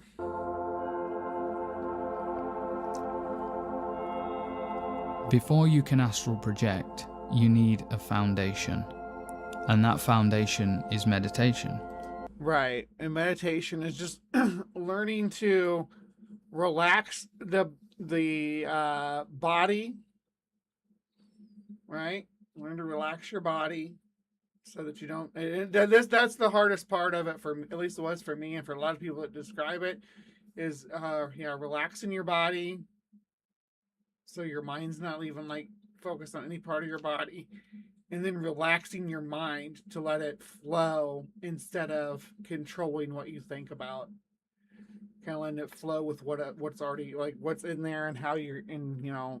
It really lets you know what is impacting your life. I need to get back into meditating again. I used to do it as part of my exercise routine, actually, as part of my yoga stuff. I would do, my stretches and bends and all that, and then I would sit down or lay down on my mat and just lay there for about 15 to 20 minutes just meditating. But, like, tell me about your experiences if you've had them in the comments. If you can't sit still and calm your thoughts and relax deeply, you'll never really reach the state you need. Astral projection isn't a quick hack, it's a skill. Like building strength or learning an instrument, it takes practice, patience, and consistency. So step 1 is learning how to relax so deeply that the body feels heavy, almost unreal. Step 2 is learning to watch your thoughts without getting pulled into them. This is why meditation is essential. It teaches you how to sit in that observer state, the exact state you'll carry into projection. Skip it and you'll definitely struggle. If you do the groundwork, you'll have a real foundation. I cannot stress this enough. Yeah, if you don't do these steps, you'll be like flipping and spinning through the astral planes while everybody else is like boom and floats up. You'll be like, I think they made that joke in Beverly Hills Ninja with Chris Farley. Now, here's the real method. Just lie on your back, arms and legs comfortably spread apart, palms facing upward. Lay on your back and spread your legs. Yes, you can do it in any position, however I find ritual sets intention, so your subconscious knows that, we're doing this now. Then close your eyes, shift your awareness into the mind's eye. I have a sophomoric mind right now, I guess. As if you're looking from behind your thoughts, behind your feelings. This is called pineal gazing. Now just watch. Colors, lights, I'm on board with that so far. You're looking inward. Exactly. Patterns will flicker behind your eyelids. Don't judge them, don't control them, just observe. It feels as if you're trying to look through your eyelids. Over time, those flickers grow into vivid scenes. It's like watching static on a TV slowly form into a movie, and then I guess this is mostly a video teaching you how to visualize. Realizing you can step inside the screen. The flat blackness at the back of your eyelids begins to give way to a more 3D landscape. Kind of like you're inside a pitch black room where Sorry, I guess I should have gave a sensory warning about this. Sorry, this is the seizure-inducing kind of imagery. They should put a disclaimer at the beginning of the video. Let me see. I'm gonna make it smaller at least. How long does it go on for? About 30 seconds. Okay, so we're gonna play it. you can barely see, but you sense the space around you. And we're gonna listen here. You'll begin to feel vibrations, buzzing, floating, rocking, or sinking. Okay. These aren't obstacles, they're signs your body is falling asleep and your awareness is awake. Stay calm, let them pass, don't judge. It can feel frightening to beginners, but no matter how intense the feelings become, you are in no danger. These are natural processes your body goes through every night, only now you're conscious of it. Eventually you'll feel it. A shift, a snap, I apologize, or a pop. That's the moment. I apologize for the visual. That was not fun for anybody. You're out. You don't float out, you're just out. You switch states between human and the eternal I in an instant. You feel more awake and alive than you ever have before. It's not the dreamy, vague feeling people expect. If it is, you've entered a lucid dream instead. I don't think there's any difference, really. Lucid dreaming, I mean, obviously you have more control when you're doing the dream walking thing. Now here's something almost nobody tells you. Before you get full astral projection, you'll often hit lucid dreams first. Many people even mistake them for astral projection. A lucid dream is like a halfway house, half awake, half asleep, but from there you can transition directly into projection. This happened to me in my early journeys. I realized mid-dream, wait a minute, this isn't projection, this is a lucid dream. And instantly, bam, I was back in my bedroom, but outside my body. There was no break in consciousness. 1 minute I was dreaming, the next, fully out. He's got more Nightcrawler powers in his dreams where he can just kind of teleport around. Whereas Spirit Science had like more of a flying kind of character power. He's more like, I don't know, invincible or something. Yeah. And that's when I realized something visceral. The witness never sleeps. There is no separation between waking, dreaming, projecting. Only the body sleeps. Consciousness is always creating, always experiencing. When you see this directly, it can be terrifying at first, because you realize you are not the body, not the ego, but the awareness itself. It shatters the belief that waking life is real and the dream world is illusory, which can be very frightening at first, but it's a necessary truth to understand on any spirit. Yeah, I mean, I think I could see there being a moment of realization that what we call the real world is experiential as well. That cracks a lot of people's understanding of reality. It's like you can only know what your senses tell you about the world that we live in. So your experience may not mirror anybody else's exactly. I mean, I think as a similar species with similar, or as the same species with similar sensory organs and stuff, there's going to be so much correlation that the differences are very subtle, but they're there with the way we experience reality. Spiritual journey.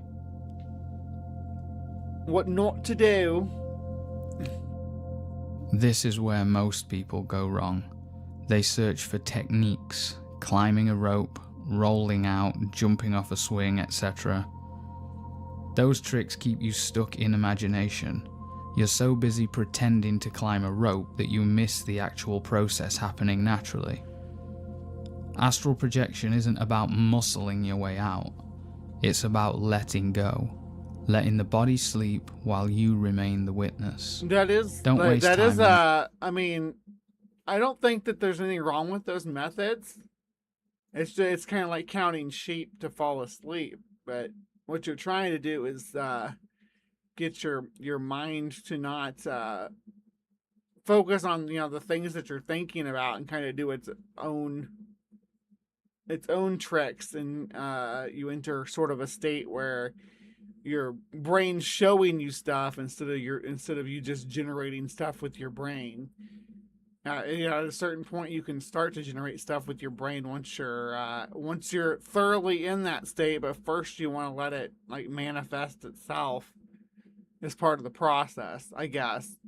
And then being generous on the way that they're interpreting this, just to try to put it into perspective for what we might experience. Gimmicks. Keep it simple, relax, and allow.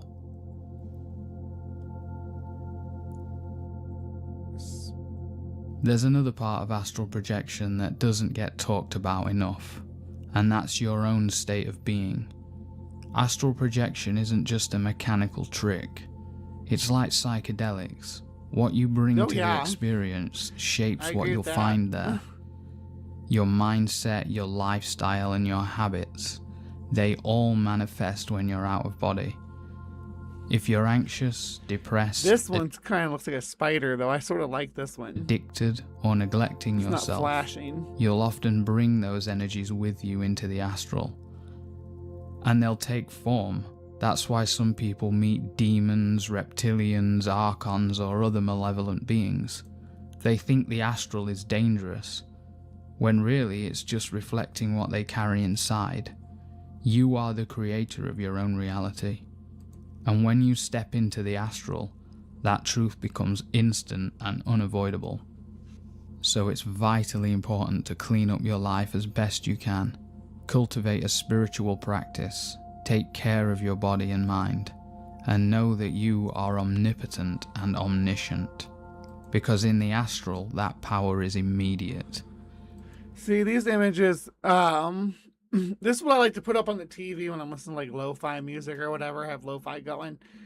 It's just like some nice color patterns like this.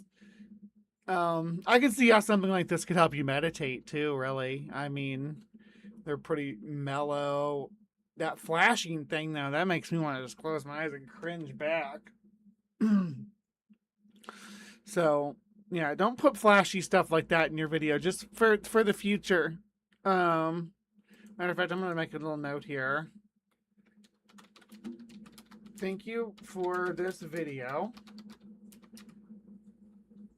Please consider putting a warning if you use flashing graphics, as they may induce seizures. Oh, I spelled that wrong. There we go.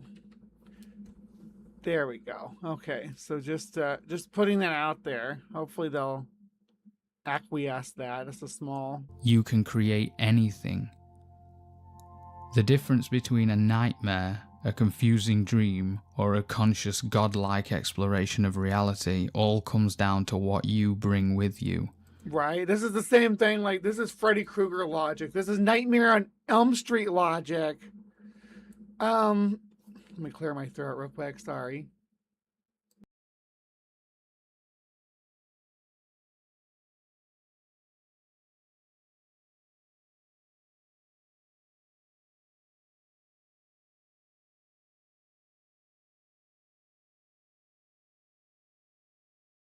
But yeah, this is like, this is the same logic they use to defeat Freddy Krueger. It's like, in your dreams, you can take control of your reality. And the Dream Warriors use their powers to kick his butt. Setting matter. And the set, your inner world, is everything.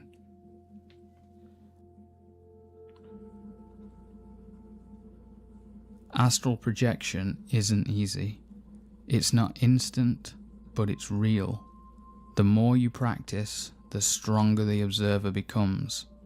Every time you lie down and meditate, you're sharpening the very awareness that makes projection possible. That is true about meditating, and again, I'm going to call it dream walking because I like that name better.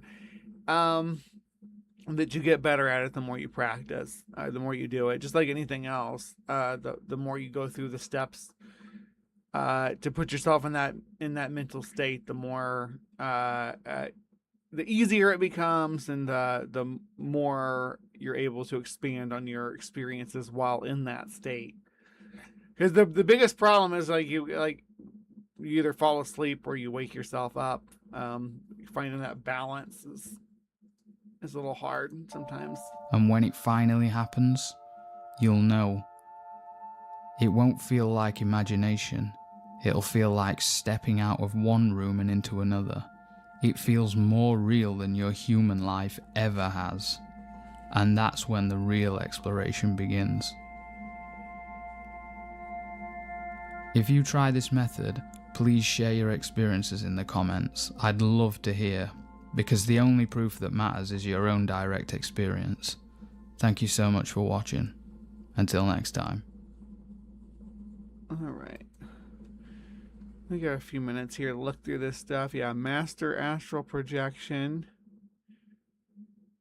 If you can't astral project, watch this. Advanced astral projection. Why you fail at astral projection.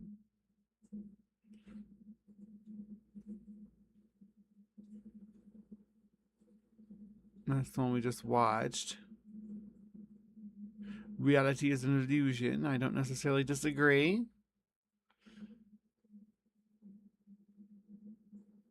And these are all looking fairly recent.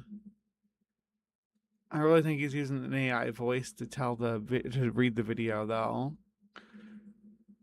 All of them are about 10 minutes long, but I don't feel like getting into another one. I'm kind of wanting to wrap up. So, when it comes to astral projection... no. Not Brittany, not yet. When it comes to astral projection, as a reality, what do you guys think? You think it's something that humans could actually achieve, or is it sort of woo? Is it introspection and lucid dreaming and dream walking and all those things that are happening inside your own mind? That's where I kind of stand on it. I don't think it's necessarily a bad thing to do or to practice.